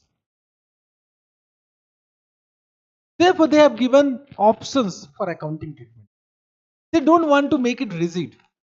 Whenever we are not giving option, so if I say that you need to always attend the class, and if you miss one class, you are not allowed to attend the next class. There is no option you need to attend the class. So can you see it become difficult for you? You'll think twice for joining the class or not. Because once you join, you can't miss any class because there is no option given to you. It becomes difficult for you now. So whenever I am giving option to you, it means I am making your life easy. So we can use any of the options given as per our accounting treatment is concerned. So what MCA find that When the option is there, so one entity will use one option, another entity will use another option, and therefore the main objective of financial statement will be defeated about the comparison. If I'm using one option, you are using another option, so can you say I can't compare your financial statement with my financial statement? Therefore, they have removed some of the options from Ind AS. Some of the options from Ind AS. Let me take one example. In SOPL, internationally, means as per IS1, they have given the expense can be classified as per two categories, either as per functions or as per nature. This is as per IS1. As per function means you can mention all the expense in this category. For example, production expense, admin expense, selling expense, distribution expense, like this. These are as per function. As per nature means purchase, employee benefit expense, depreciation, finance expense, like this. What we follow? Nature. Understood? So under Ind AS 1, what has been removed? Under Ind AS 1, now this is only based on what? Nature. Now you only see if I remove that option whether there is any difference. No, once again there is no difference because I am following one of the options given where in IFRS. Means Indian company is following one of the options given in the IFRS. Correct now? But I am following IFRS only now. So actually, once again, this difference is not a difference. The difference is not a difference. Got this point? One more example I'll give for this. See, under IS 40, when I say IS means International Accounting Standard. This is not Indian Accounting Standard. Therefore, in India we call Ind, so that it is understood. Ind means Indian. So Ind AS is not IS. Ind AS is not IS. You can't write down in your exam as per IS1. As per IS1 means what? International Accounting Standard. As per Ind AS means Indian Accounting Standard. Are you getting what I am saying? Yes, sir. Now, as per IS 40, this is related to investment property. They have given two options. Either you can use cost model or you can use fair value model. The two option has been given. Two option has been given. One of the option has been removed. Under what? Ind AS 40, one of the option has been removed, and now Ind AS 40 says only what? Cost model. Only cost model. Now why it has been removed, I will explain when I will do Ind AS 40, not right now.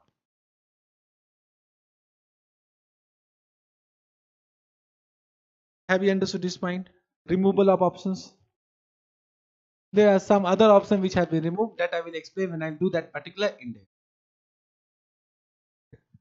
Third difference, which is the major difference, is known as carve out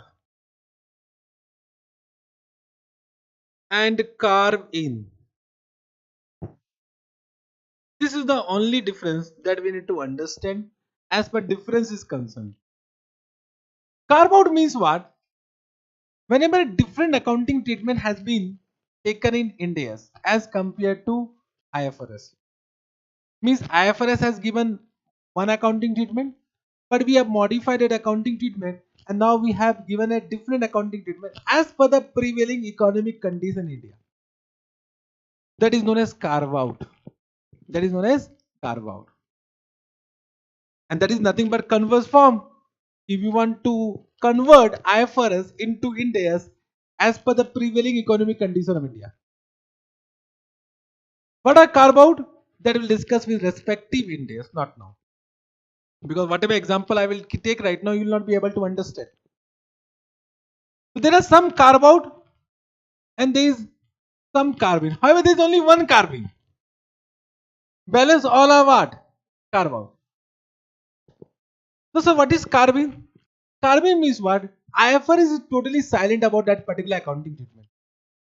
Means IFRS has not given any accounting treatment for that particular transaction, and Ind AS has incorporated one accounting treatment for that transaction. That is known as carving. So there is only one carving that is related to business combination Ind AS 103. So only one carving and balance all are carve out. Understood? As per syllabus concern, this is not a part of syllabus, but then also we'll discuss it because in ICS study material they are also discussing that. Whether they will ask or they will not ask, they will see in exam hall directly. Till now, they not asked. Correct. Understood. So this will be discussed with respective Ind AS. And can you see if you know this carve out and carve in, do you know IFRS also? If you know all this carve out and carve in, do you know IFRS also? So whenever you are going for any interview, so read this carve out and carve in also and go to interview. Got this point? Chalega? Yes, sir. Now let us come to the chapter number 1. Now whatever I will say, you will be able to understand. What are Indian accounting standard? Indian accounting standard are the international financial reporting standard. Acha, when I say IFRS, IFRS include what? IAS. So I will not say Barba IFRS, then IAS, because now IFRS include all international accounting standard also. Got this point? So Indian accounting standard are IFRS. Which form? Converse form. Correct. Converse standard issued by central government of India through what? MCA, through Ministry of Corporate Affairs, under the supervision and control of what? ICI only, under the supervision and control of ASB. ASB is nothing but board of ICI. The Accounting Standard Board of ICI and in consultation with NACAS. Previously it was known as NACAS, now it is known as NAFRA. You know NAFRA? Correct. So previously it was known as National Advisory Committee on Accounting Standards. The name has been changed to now National Financial Reporting Authority, because accounting standard they have understood the correct name is for financial reporting. So now they call it National Financial Reporting Authority, NAFRA. Got this mind? We are into chapter number 2 of Ind AS book. Chapter number 2. Chapter number 1 not. Chapter number 2. Ind AS introduction. Right. Ind AS are named a number in the same way as the corresponding international financial reporting standard for ease of reference. That also I have discussed. Numbering we have understood. Numbering we have understood now. Now what are carve out and carve in? This also we have understood. Difference. There are three basically that there are three difference. First is various terminology related changes. I have discussed. Same thing is written. Then removal of option, that also I have discussed. You can read it. Correct. Then last one is carve out and carving. Carve out and carving. Carve out, certain changes have been made considering the economic environment of the country. Understood? Economic environment of the country, which is different as compared to the economic environment of developed country, which has been considered while making IFRS. Whenever IFRS was made, it was made by developed country. They have considered their economic environment, which is different from Indian economic environment. So India has done some changes. These differences are due to difference in applying of application of accounting principle and practice and economic condition prevailing in India. The difference which are in deviation to the accounting principle and practice stated in IFRS are commonly known as carve out. This can be asked in MCQs. Till now not asked. They will say what are carve out, they will give 4 options. Correct? Further, if there are no guidance under IFRS for any particular transaction or event, then the guidance provided under Ind AS is known as carve-in. Now, what are carve out, carve-in? What are the carve out, carve-in that will do in respective Ind AS? Now, third, roadmap. This is important from examination point of view. question will be, yeah, can be asked from this particular topic. To which company when Ind AS will be applicable? But can this become past tense? Correct now, because this applicability now become past tense. Then also question may be asked. They may ask in this way, in present scenario, to which company Ind AS is applicable. Or they may ask you MCQs, multiple choice question. Now this entire roadmap has been divided for all the companies. First, they have done for general companies. When I say general company, that will not include banking company, insurance company, and non-banking financial company. So first, they have given roadmap for only what? General company. When I say general company, it means excluding what? Banking company, insurance company, and non-banking financial company. Correct. You can see for companies other than bank, NBFC, and insurance companies. Understood? So the rule was framed in 2015. So this Ind AS was applicable on voluntary basis from 1st April 2015. From 1st April 2015. So this roadmap said that any company can adopt Ind AS from 1st April 2015 on voluntary basis. On voluntary basis as per their choice. Even though they are not under the applicability part. Means any small company, if they want to adopt what? Ind AS on voluntary basis, that is their choice. But this voluntary basis only for which companies? Which are not bank, which are not NBFC, which are not insurance company. Means NBFC, insurance company, banking company cannot adopt Ind AS on voluntary basis. They will say no, even though not applicable, I will apply from 1/4/2015. No, this is only for general companies. Only for general companies. Understood? Correct. Then mandatory basis, it was divided into two phases. Phase 1 and phase 2. So Ind AS will be applicable from 1st April 2016 on mandatory basis under phase 1. So under phase 1, all the companies were not covered. So which companies were covered? That we need to understand. But can it become past tense now? Then also question can be asked.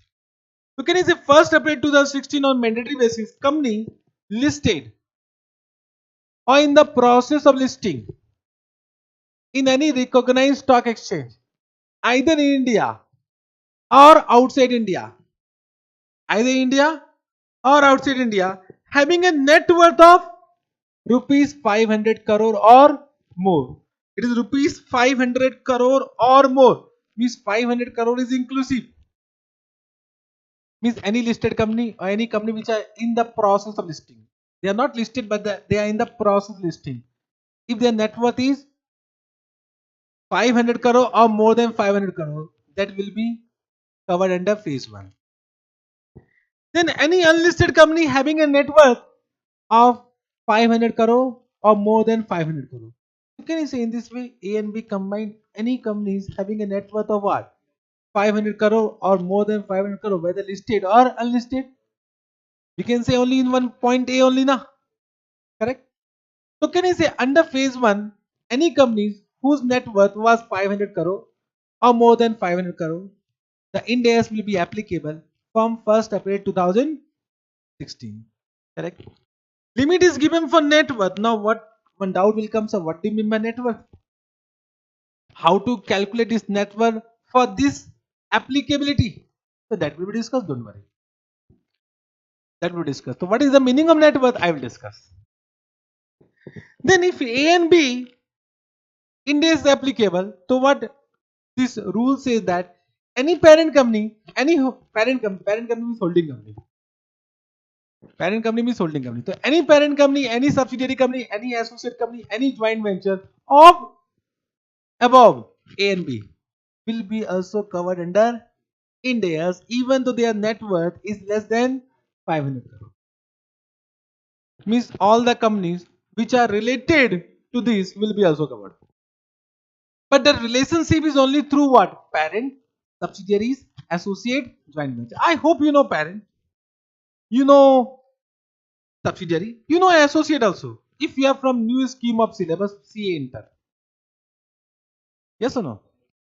And you also know joint venture, even though you are from old scheme of syllabus. I think in Companies Act too you have done associate and joint venture. But don't worry, you know the terminology. The meaning we'll discuss in detail when I'll come to associate and joint venture. So right now I'm not giving the meaning of parent company, associate, joint venture, subsidiary company. That meaning we'll discuss. Chalega. But have you understood this point? So applicability will come from 1st April 2016.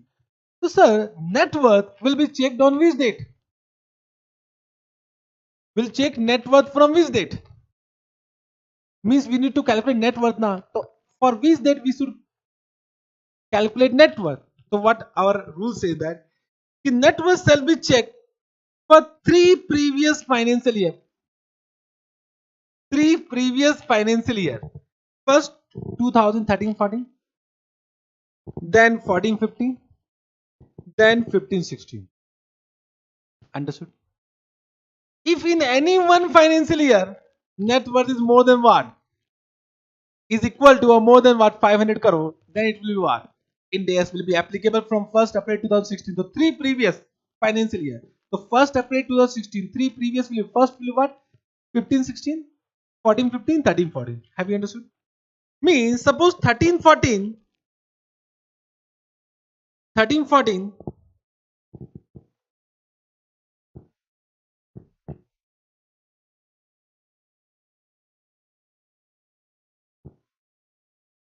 just try to understand what I am saying.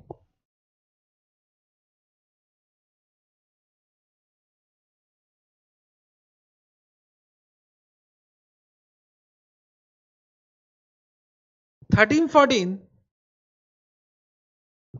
it is 300. 14-15, it is 450.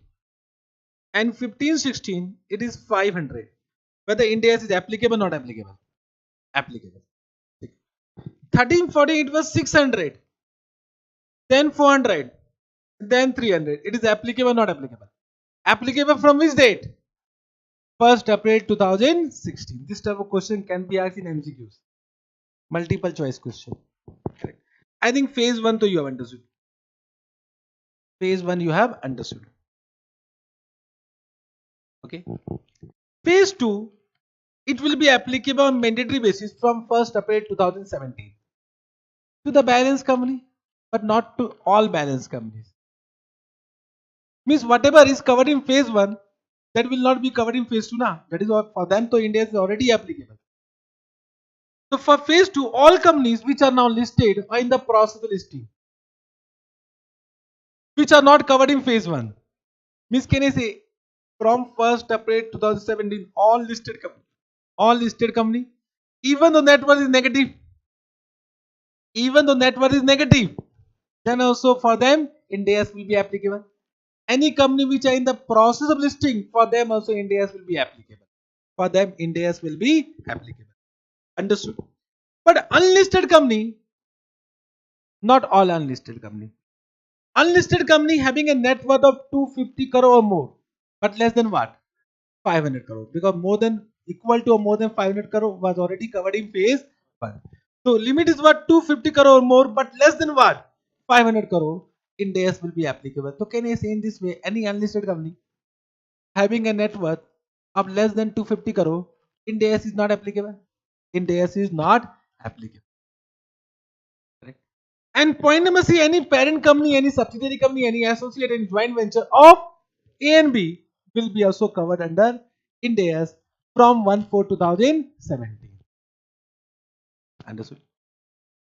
Now for that net worth we check for the previous 4 financial year. 13-14, 14-15, 15-16 and 16-17. I hope this you have understood. No discussion required. This was for which company? General company, excluding what? Banking company, insurance company and NBFC. Now let us come to banking company. Now banking company and insurance company, there is something which we need to discuss. For banking company, when this roadmap was first designed, it was said that for banking company, Ind AS will be applicable from 1st April 2018. Then Banking Regulation Act says that we are not now prepared. Because can is a banking company, first we need to do amendment in Banking Regulation Act. In India, quite difficulty. Correct now? Because this Ind AS was a part of Companies Act rules, not a part of Banking Regulation Act rule. Na?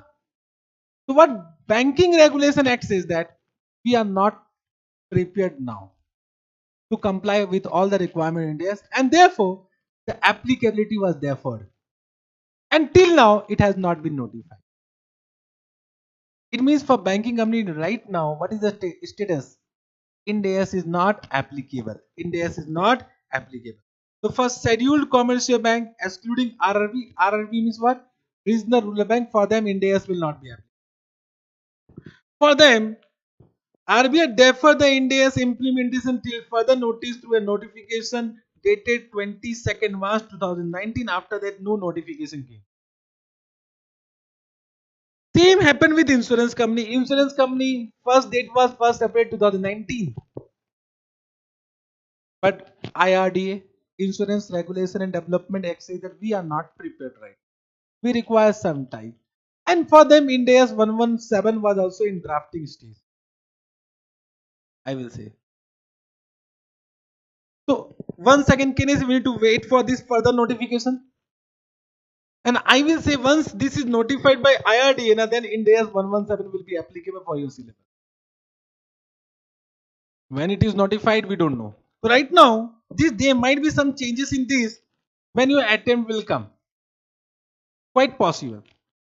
If you are writing in 2026 and 27 attempt, then there may be some changes.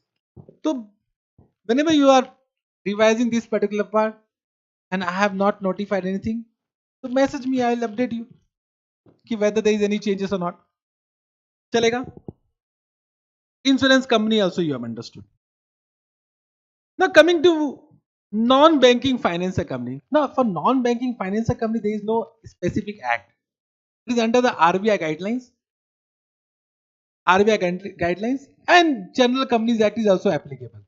So there is no specific act. For banking company, Banking Regulation Act. For insurance company, Insurance Regulation and Development Act. But for NBFC, there is no specific act. They are under the RBI guidelines and General Companies Act. And therefore, for that, rules are there. Understood? But this also has been divided into two phases, phase 1 and phase 2. And it is similar to what? Whatever we have done for general company. But the applicability will start from 1st April 2018. Achha, first was 16, 17, this is 18. Understood? 18, 19. Correct? Yes, sir. So 1st April 2018, first NBFC, whether listed or unlisted, having a net worth of 500 crore more. Same thing. Whether listed or unlisted or whether in the process listing, having a net worth of 500 crore more. Parent subsidiary joint venture associate company of above NBFC will be also covered under Ind AS from 1st April 2018. For them, 3 previous financial year will be taken into consideration to check net worth. So 3 previous financial year you can find out what were 3 previous financial year, 15, 16, 16, 17 and 17, 18. Then phase 2 will be also similar. Now it will be applicable from 1st April to 19 to all listed NBFC which are not covered in phase 1. To all unlisted NBFC if the net worth is 250 crore more but less than 500 crore. And all the parent subsidiaries and associate and joint venture of above A and B, Ind AS will be applicable. I hope this too you have understood. Net worth will be checked for the 4 previous financial year that you can find out.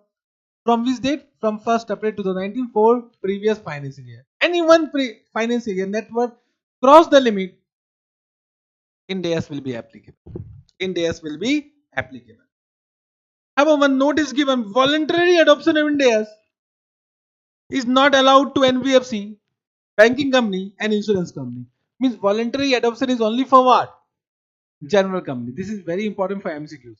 Still not asked, but from my point of view, this question will be asked. So any NBFC, any banking company, any insurance company cannot apply Ind AS on voluntary basis. On voluntary basis. Then one point came for mutual fund. He said, what about mutual fund? To one clarification was given for mutual fund. What was the clarification? The requirement means it was said that for mutual fund, Ind AS will become applicable from 1st April 2023. So one notification came, there was some confusion. What about mutual fund? This everything is given, not required this much. Only is write on the applicable date is what? 1st April 2023 for mutual fund.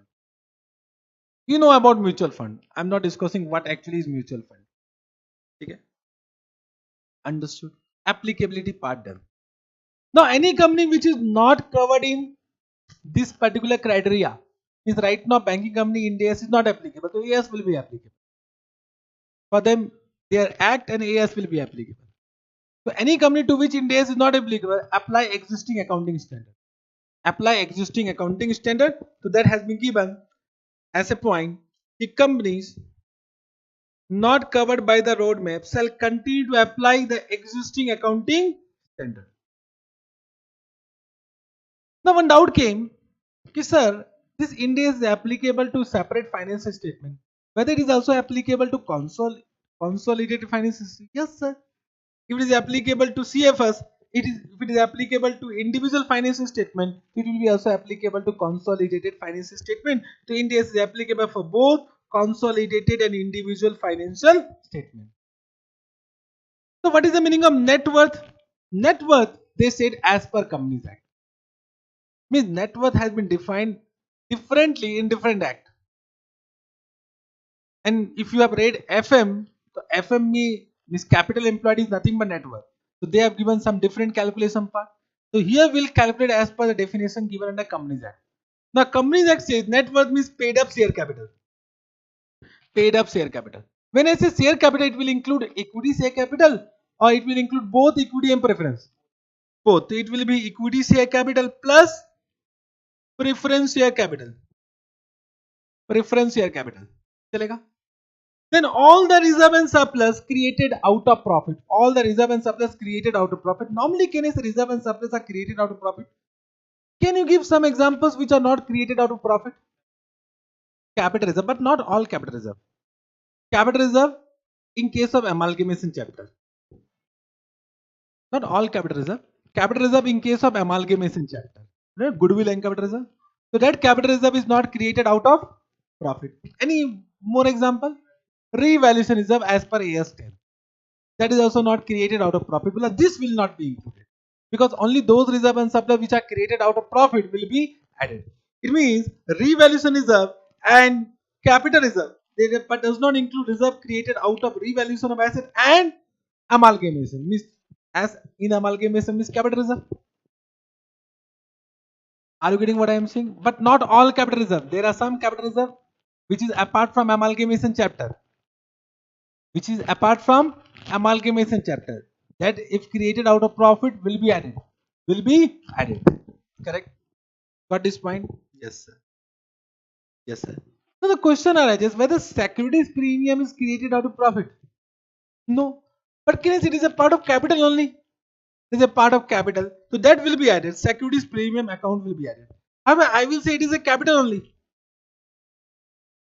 Any premium amount received, that is received from owner, shareholders. So that is a capital only.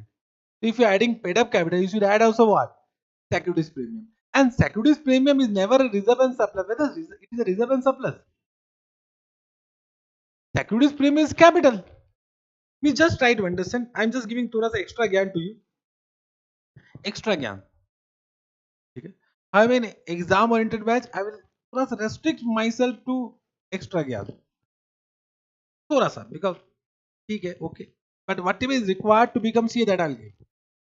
Now, this capital journal entry. You know why CA become complicated?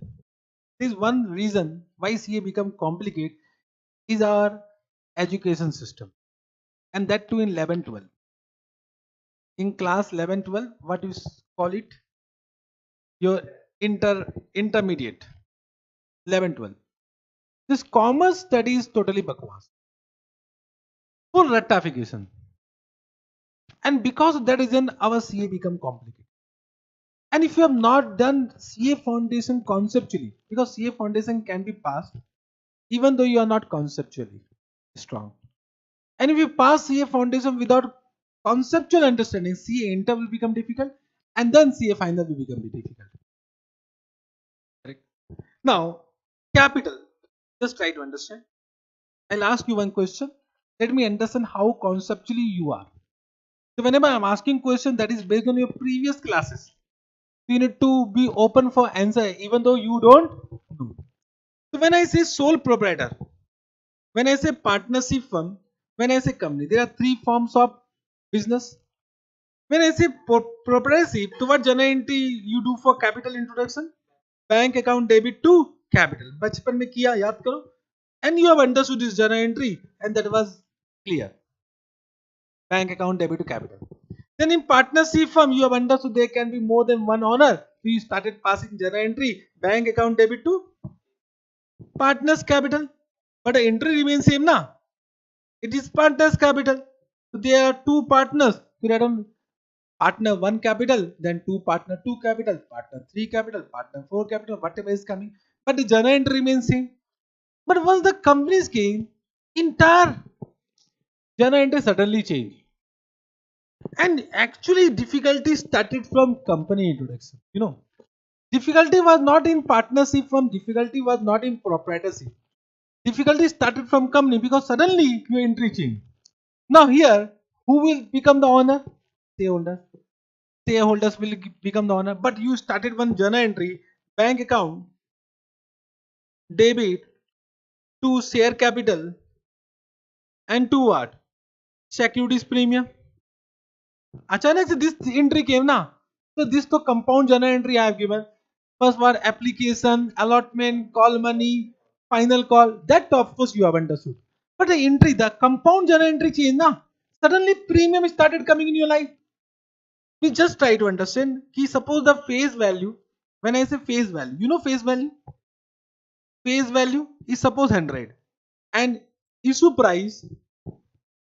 Issue price is what? 120. Correct. So how much you receive from the owner? 120. So whatever we receive from the owner will be transferred to which account? Capital account. Whatever we have received from the owner that will be transferred to capital account. Means here capital, here also capital. Means suddenly what happened in companies? He only be transferred to the external nominal value. Your teacher started saying that. Bolna yes or no? And you accepted. But you have never asked why. Am I right or not? अरे बोलना रे. You have never asked why. You started thinking whatever your teacher is saying, teacher means God, God is saying it is rule. We need to follow this rule. But without understanding concept, what actually happened in companies?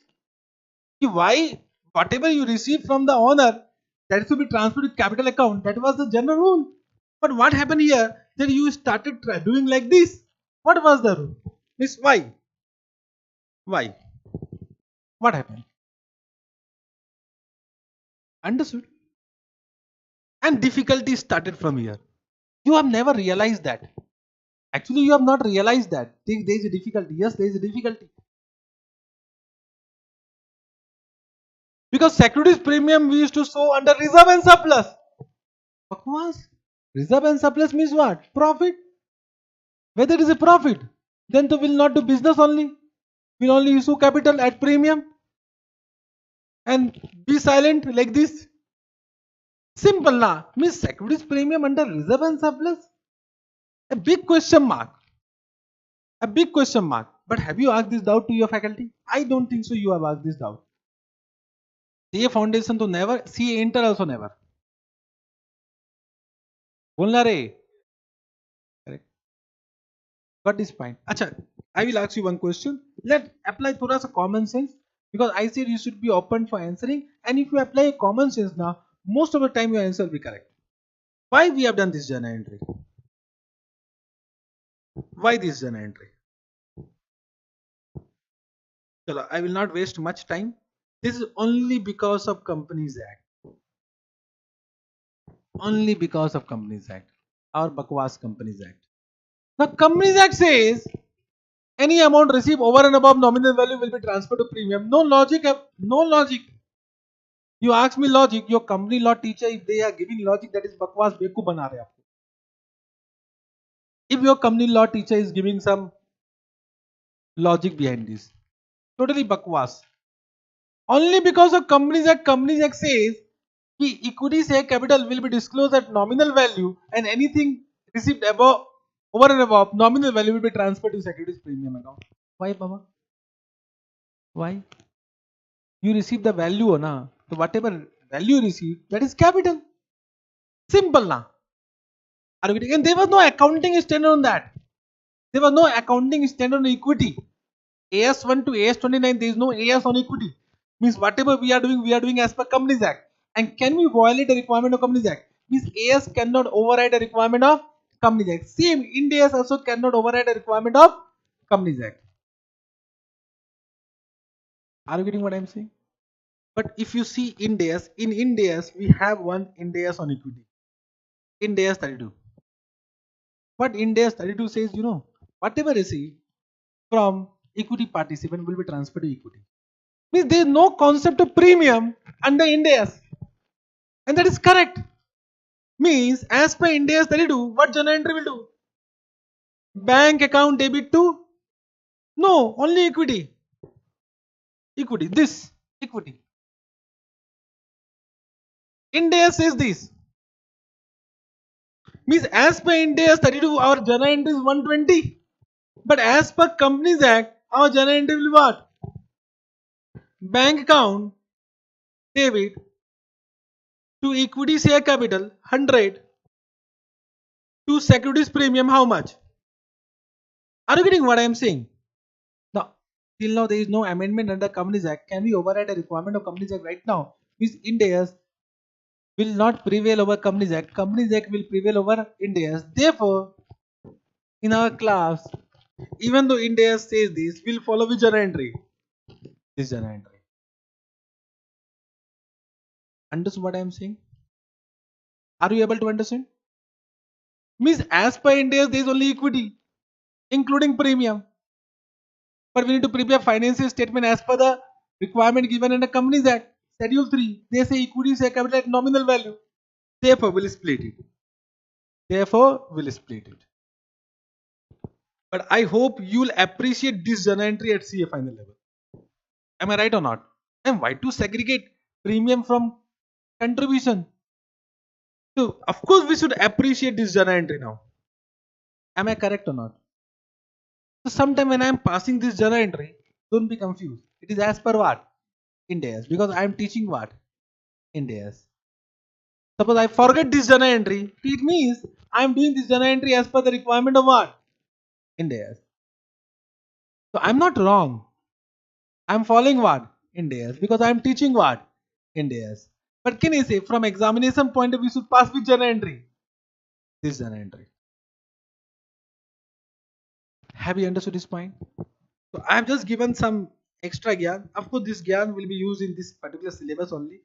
So securities premium also you have understood. Less, of course, can I say if you have added reserve and surplus, you should deduct what? All accumulated losses. All accumulated losses will be added. Less deferred expenditure. Now, Companies Act, correct now, has given a definition as overall definition. If there is some deferred expenditure, that is nothing but one type of loss only. But now there is no concept of deferred expenditure as per Ind AS. Any expenditure which does not meet a definition of asset will be charged to profit and loss account as soon as possible, means immediately. So there is no concept of deferred expenditure. But if there is some deferred expenditure, that is also accumulated loss, because any expenditure which has not been transferred to PL is nothing but accumulated loss. That will be also deducted. So this will be also deducted and that become net worth. Understood? The formula is very simple, important for MCQs. Can you repeat with me? First is what? Paid up share capital. All the reserve created out of profit, excluding revaluation surplus and capital reserve created in amalgamation chapter. Add securities premium less accumulated losses less any deferred expenditure or miscellaneous expenditure. The formula become, the balance become net worth. But one doubt will come, this net worth will be calculated as per which financial statement? Financial statement as per accounting standard or financial statement as per Ind accounting standard?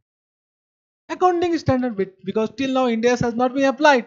It means this net worth should be based on financial statement which is prepared as per what? Accounting standard.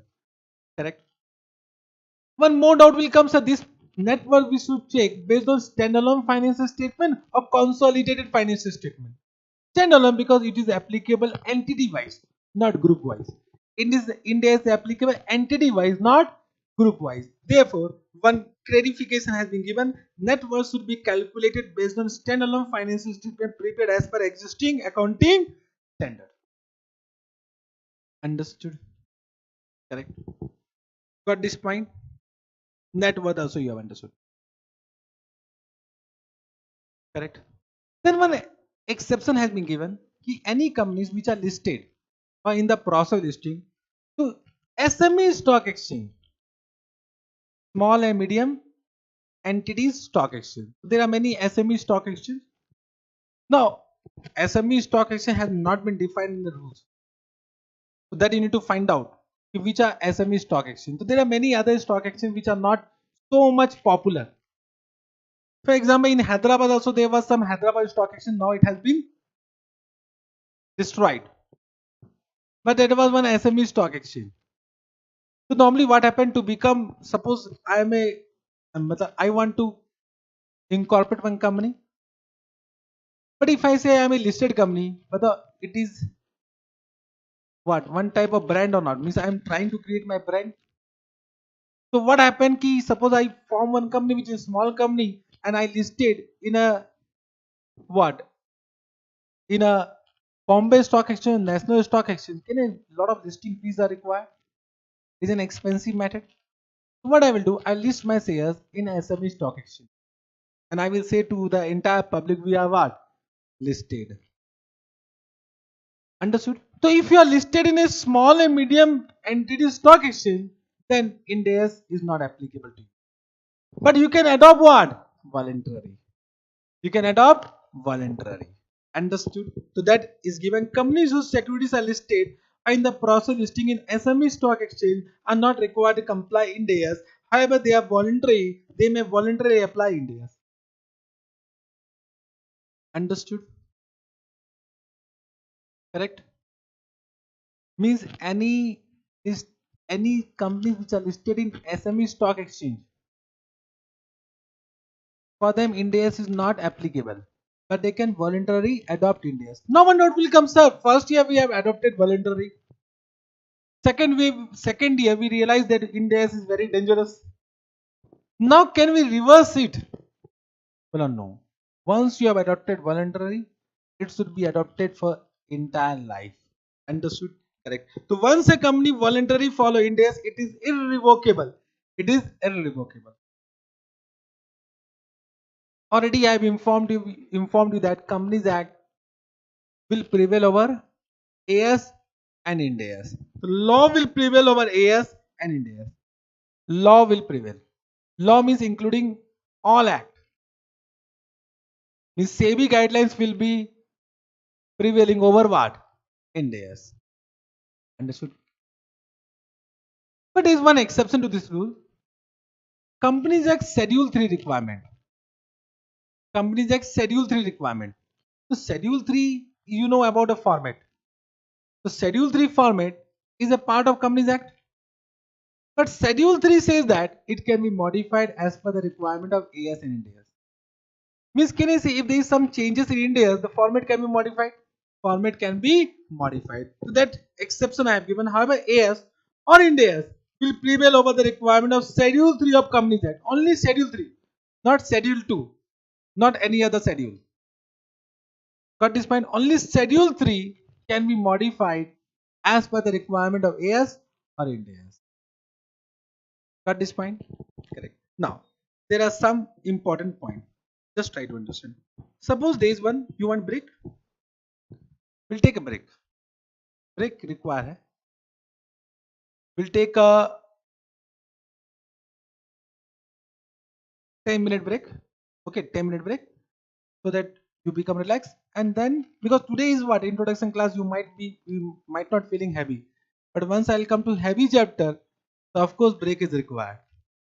Correct? Chalega? We'll take a break of 10 minutes. We'll meet after 10 minutes.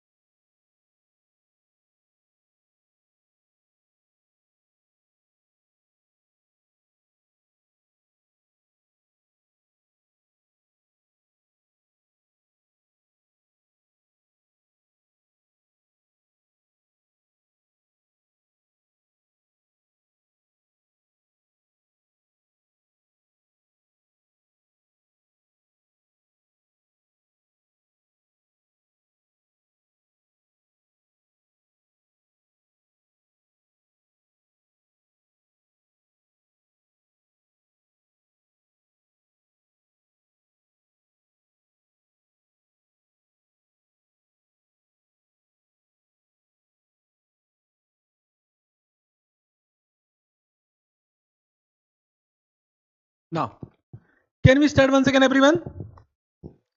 Yes, sir. Okay.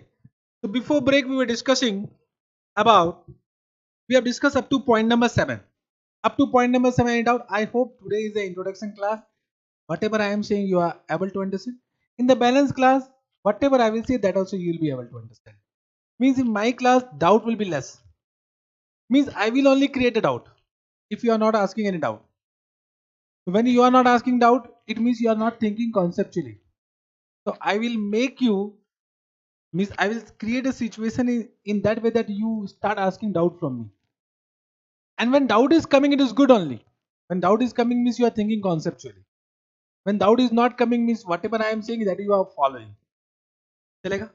Now coming to point number 8, important, what they want to say is, suppose there is one Indian company, parent company, parent company, and there is a foreign subsidiary company. It can be associate company or joint venture. Correct. Now the question is that for Indian parent company, suppose Ind AS is applicable in any phase. It can be phase 1, it can be phase 2. So Ind AS is applicable. Now for this foreign company, whether Ind AS will be applicable or not applicable, because that is given one point that any parent company, any subsidiary company, any associate, any joint venture of above, Ind AS will be applicable. Now the question is that for them, Ind AS will be applicable or not applicable? For foreign subsidiary company? No, because can I say they are not under Indian Companies Act.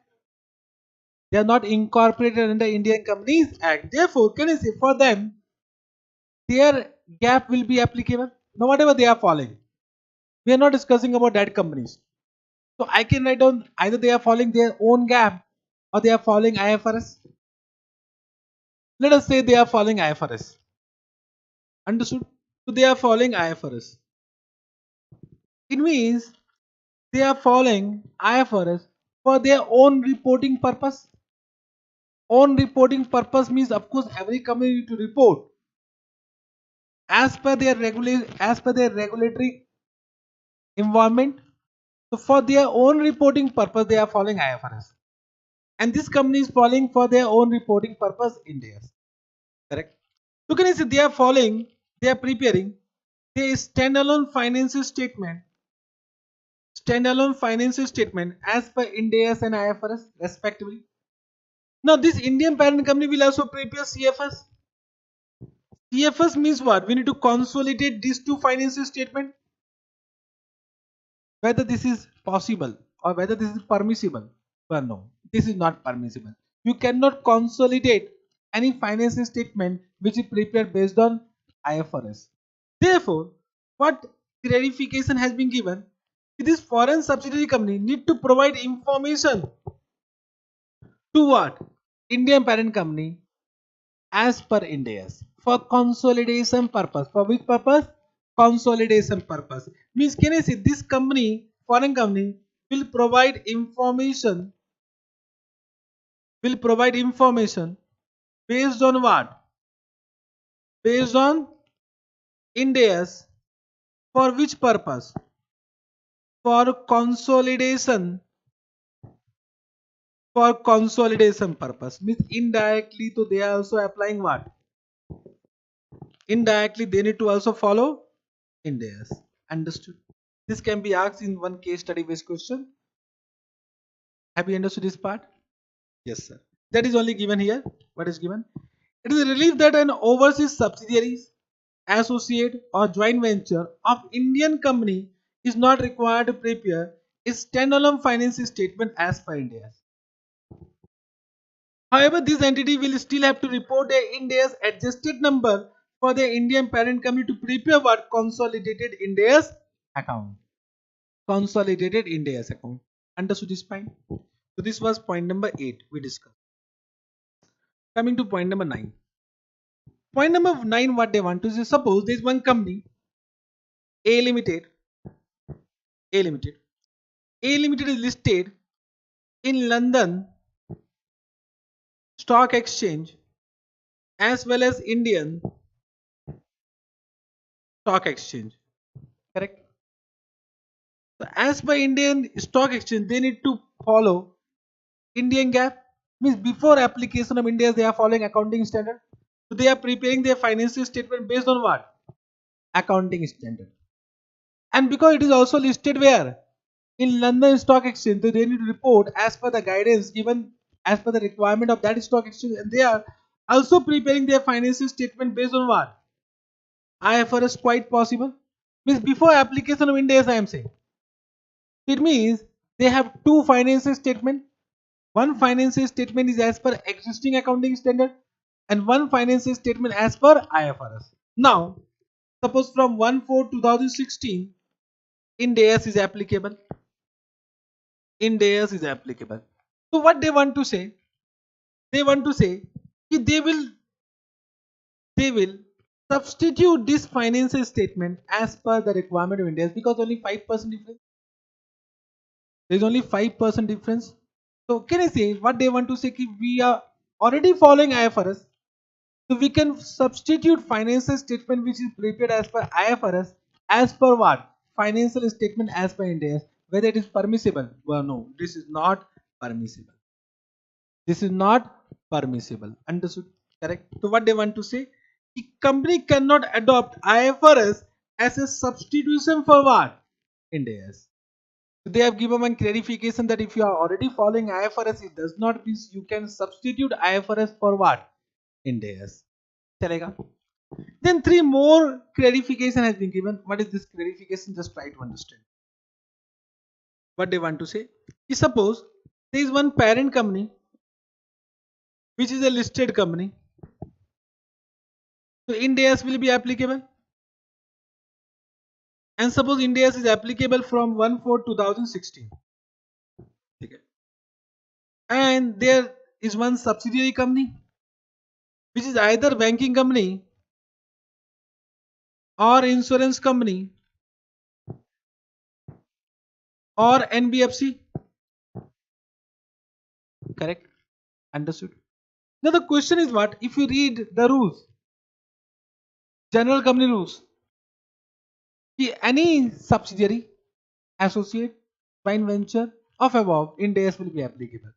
So if to this parent company Ind AS is applicable from 1/4/2016, so whether for this banking company, insurance company or NBFC, Ind AS will be applicable from 1/4/2016, or it will not be applicable. What do you think? It will not be applicable. So can I say for them Ind AS will be applicable? Ind AS will be applicable from their time applicability? Yes or no? This point have you understood? Correct.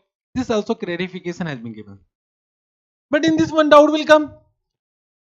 So what about consolidated financial statement? It means right now they are preparing their standalone financial statement based on Ind AS, and can you see they are following accounting standard. So what about CFS? You only say what need to be done. Means they will provide information based on what? Ind AS. For which purpose? For consolidation purpose. For reporting purpose they are using AS. Means once again indirectly what is applicable? Ind AS is applicable. But for reporting purpose they are following their act and accounting standard. Only for what? Consolidation purpose they need to give Ind AS adjusted account. चलेगा. Same thing. सब उल्टा करते हैं. There is one parent company which is a banking company or insurance company, and there is one listed company which is their subsidiary company. Understood? Means this listed company becomes subsidiary of what? Banking company or insurance company. And because it is a listed company, Ind AS will be applicable. But for them, Ind AS is not applicable right now. AS will be applicable. Means they are preparing their standalone financial statement as per AS and as per Ind AS. Now, who will prepare consolidated financial statement? banking. They will prepare CFS based on what? AS. Means they need to provide information based on what? AS. They need to provide information based on AS for which purpose? Consolidation purpose. Consolidation purpose. This type of case study may be asked in exam. Till now not asked. Till now not asked. Got this fine? This everything has been given. This everything has been given. Minute.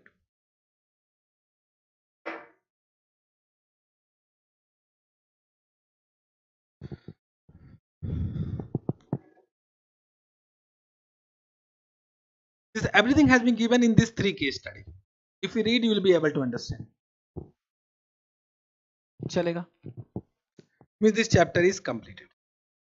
Introduction part is completed. There are some questions we'll discuss right now only from ICS study material. But before that, there is one point. Apply your common sense. Let's see whether you are able to apply your common sense or not. Suppose this question I have not done, but this same question has been given in ICS study material. Sometime what will happen in an exam? Suddenly one question will come and you will feel that you have never done that type of question. But you know the concept now. Concept you have done. But you have not done that type of question. What you will apply? Concept will apply. So right now you know the concept. Apply the concept. Don't say it is out of book. Because it is from the book only. Because concept is same. Concept is not going to change. So I am asking one question. Correct. Suppose there is one company P Limited has S1, S2. This S1 has S3, S4. Have you noticed the group? Mean this S1 is a subsidiary of P. This S3 is a subsidiary of S1.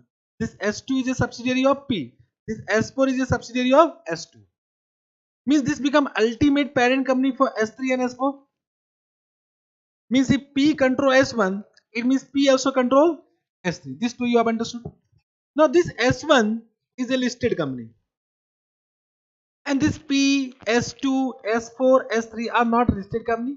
Nor their net worth is equal to or more than 250 crore. It means, can I say, as per, understood what I am saying? This P, S2, S3, S4 are not a listed company, nor their net worth is equal to or more than 250 crore. Correct. But can I say S1 being what? Listed company, Ind AS is applicable? Ind AS is applicable. Now you will say, whether to P, Ind AS is applicable? Yes, applicable.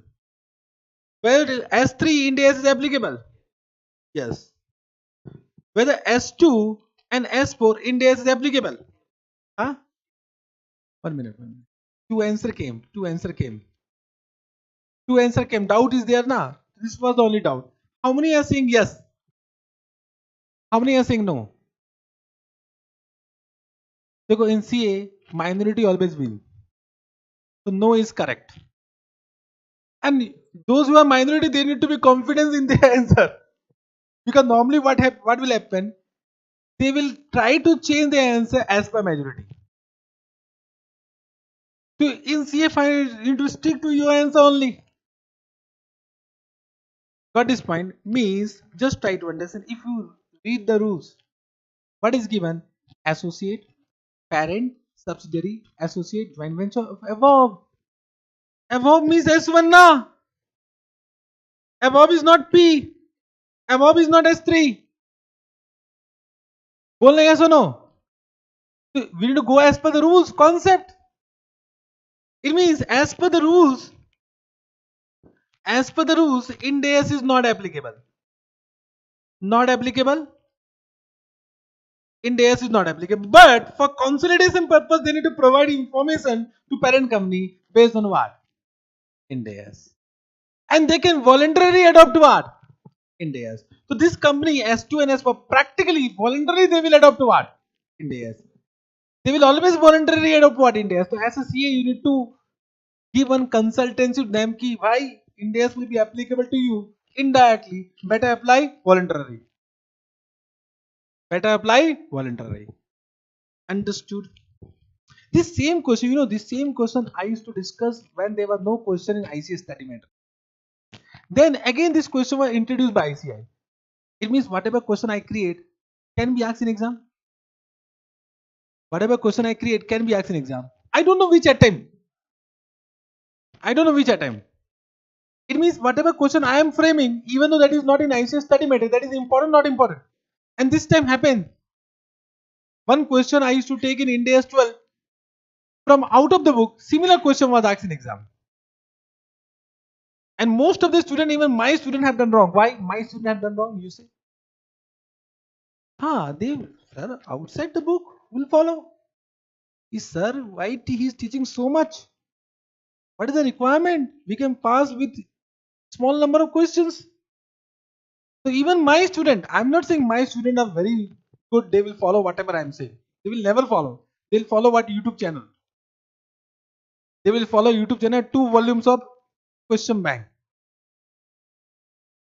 Who will give so much effort, Ray? Now this much effort no one will give. If you will not give effort, you can't become CA. You need to study. Have you understood this point? Correct. Now let us come to all the questions. Now question bank chapter number 2, you can see all the questions has been given.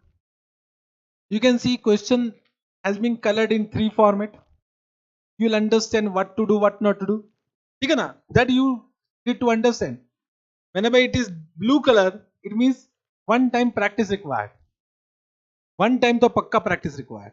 Let us see. Following is a snapshot of audited balance sheet of Company A as on 31st March 2014. Company A equity shares are listed on Bombay Stock Exchange since 2010. They have given balance sheet as per roadmap. Which phase Company A fall into? Whenever question is silent, it will be general company or banking company, insurance company, and NBFC. General company. General company. To which phase? We need to find out first what? Net worth.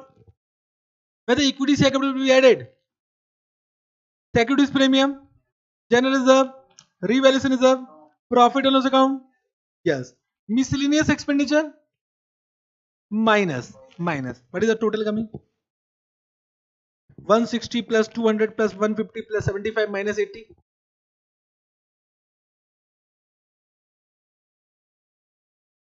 हाँ 505. So 505 is correct. So बताओ it will come in phase 1, phase 2. Phase 1. It means Ind AS will be applicable from 1st April 2016. That answer has been given. You can do it. Correct now. But can I say when you know the concept and when you have not done this question, sometime whatever directly when this question is coming, you will find some trouble in exam. The practice also required. Okay. One more question. Will your answer change if the company is an unlisted company? No. Dekho, this is the point. Who said phase 2? That is default mistake. Acha. Case 1, phase 1. Case 2, phase 2. And normally this happens. I was expecting phase 2 and you have said phase 2. Here, practice required. Here you will understand that you need to read the concept and read the question also carefully. So can you say here no answer will remain same even though unlisted more than 500 crore?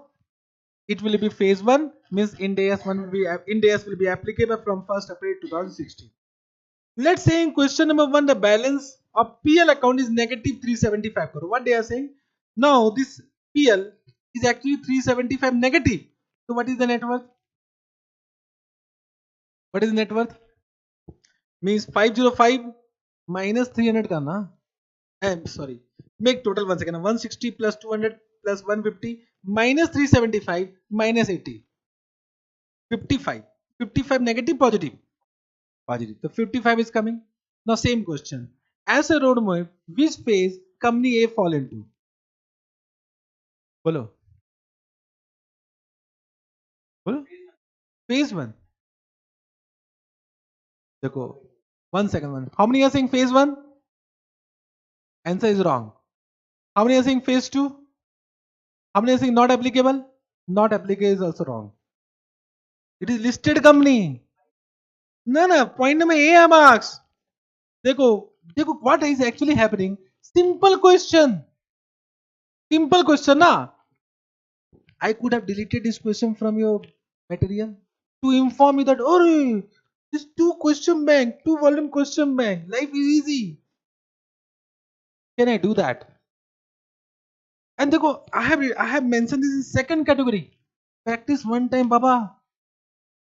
Practice one time. So many mistakes. Even though you know concept, but then also you are not able to answer it. Why? Because practice required. Concept is different, question is different. चलेगा? It means, can I say, as per roadmap, it will be in phase 2, and Ind AS will be applicable from 1st April 2017. Okay. Will your answer change if the company is an unlisted company? Yes. Now Ind AS will not be applicable. Chalo, understood. Question 3. The net worth of company B, an unlisted company.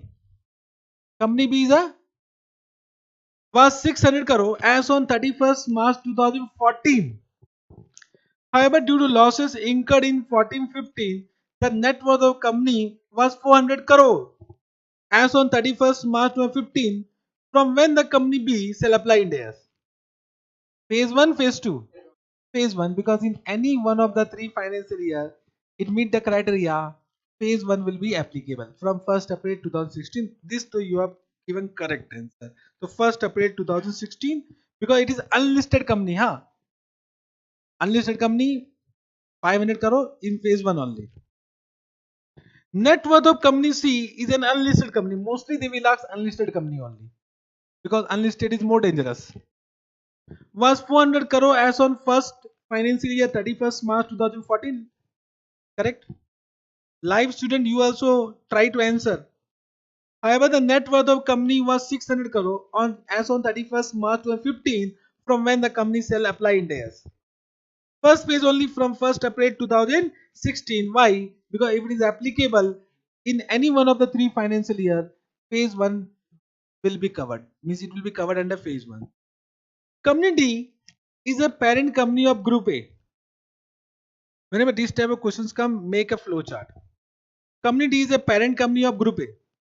Company A is an unlisted company having a net worth of 60 crore as on 31st March 2014. I think थोड़ा सा mistake है question में. It should not be Group A. It should be Company A. Correct now? Okay. Following are the other companies of the Group B. Company B unlisted, subsidiary of Company A. Company C unlisted, subsidiary of Company B. 600 crore, 150 crore. Whether India is applicable to ABC. Oh my. Means what they have done. Let us form one. What they say, Company D is the parent of A. Correct? First they have given this only, na? And what is the net worth? 60 crore, na? 60 crore of A. Always make this. Don't try to answer in your mind. Then Company B is a subsidiary of Company A. So Company B is a subsidiary of, and 600 crore. Net worth is 600 crore. And then Company C is a subsidiary of Company B. Oh, Company B. So it is a subsidiary of Company B, and the net worth is what? 150 crore. Whether Ind AS is applicable to ABC, they have not asked for D. They have asked only for ABC. Yes, it to applicable. This also applicable. This also applicable. Because any parent company and any subsidiary company of B, Ind AS will be applicable from 1st April 2016. That is only given, you can read. Following is the structure of Company D. Company D, Company E, subsidiary of D, Company F, subsidiary of E, Company G, an associate of E, Company H, subsidiary of D, Company I, subsidiary of H. I hope the flow chart to you have understood. Now what they have given. All the company in the above structure are unlisted company, and the net worth of Company E is 300 crore, and net worth of all other companies below what? 250 crore. This was my example, whatever I created. I think you have understood. Key 2, this H and I Ind AS will not be applicable, but they need to prepare Ind AS financial statement for consolidation purpose. Same thing is given in the answer, you can read it. चलेगा? Then ABC Incorporation, incorporated in a foreign country, has a net worth of 700 crore. It has two subsidiary Company X, whose net worth as on 31st March 2014 is 600 crore and company Y whose net worth is 150 crore, while company X and Y would be required, whether company X and company Y would be required to follow Ind AS from accounting period commencing from on or after 1st April 2016 on the basis of their own net worth or on the basis of net worth of ABC Incorporation. Means what they have given. ABC Incorporation is a foreign company having a net worth of 700 crore. Then there are two subsidiaries X and Y. X and Y. X has what? 600 crore na? And Y has 150 crore. Now you only say whether to X Ind AS is applicable. Yes. Whether to Y, no. For them Ind AS is not applicable. Because for foreign company तो Ind AS is not applicable. चलेगा? चलो, very simple. This was the simplest question. As per the roadmap, Ind AS is applicable. Question number 8 we are doing to company X from the financial year 17-18. Means from 1st April 2017 phase 2. Company X non-finance company is a subsidiary of company Y. Means company X to whom Ind AS was applicable is a subsidiary of company Y, NBFC. Company Y is an unlisted NBFC having a net worth of 400 crore. What will be the date of applicability of Ind AS of company X and company Y? So can I say NBFC have a different date applicability? General company have a different date applicability? If any company which are under general company, Ind AS is applicable. Ind AS is not applicable to NBFC, banking company, insurance company. That also we have discussed. Same answer will come. I think you can read. If Ind AS applicability date for parent NBFC is different from the applicability date of corporate subsidiary, then how will the consolidated financial statement of parent NBFC will be? The parent NBFC will prepare as per accounting standard, and the subsidiary company will provide information based on accounting standard. That is only given. You can read it. Correct?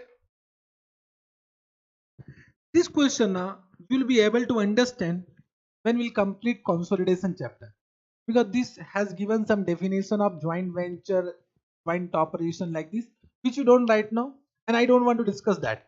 Just write down. You will be automatically able to understand, but after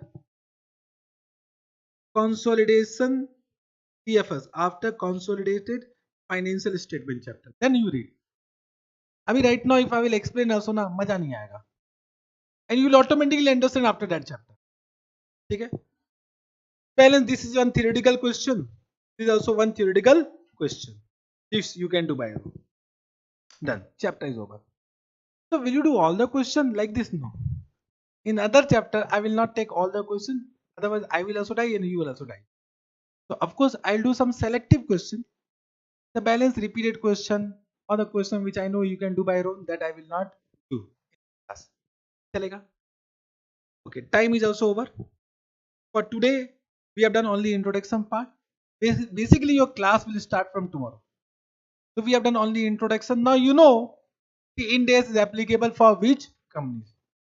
Now whenever you are doing audit, means if you are going for audit, always see whether to that company Ind AS is applicable or not. Sometimes what happens?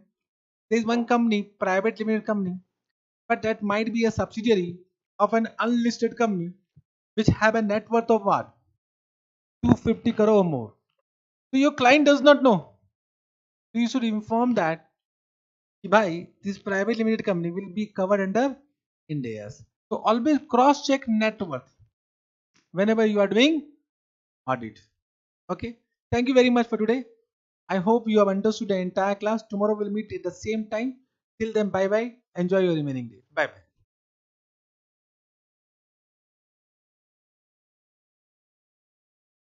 To live online student, your class will also start at the same time, 6:30 to 9:45. The class will be at the same time. Always report at a time only, even though I am virtually available to you, but think that I am available with you. Okay, next time whatever question I am asking, today you have not responded any of your question. Next time try to respond all the question whatever I'm asking in the chat box. Okay,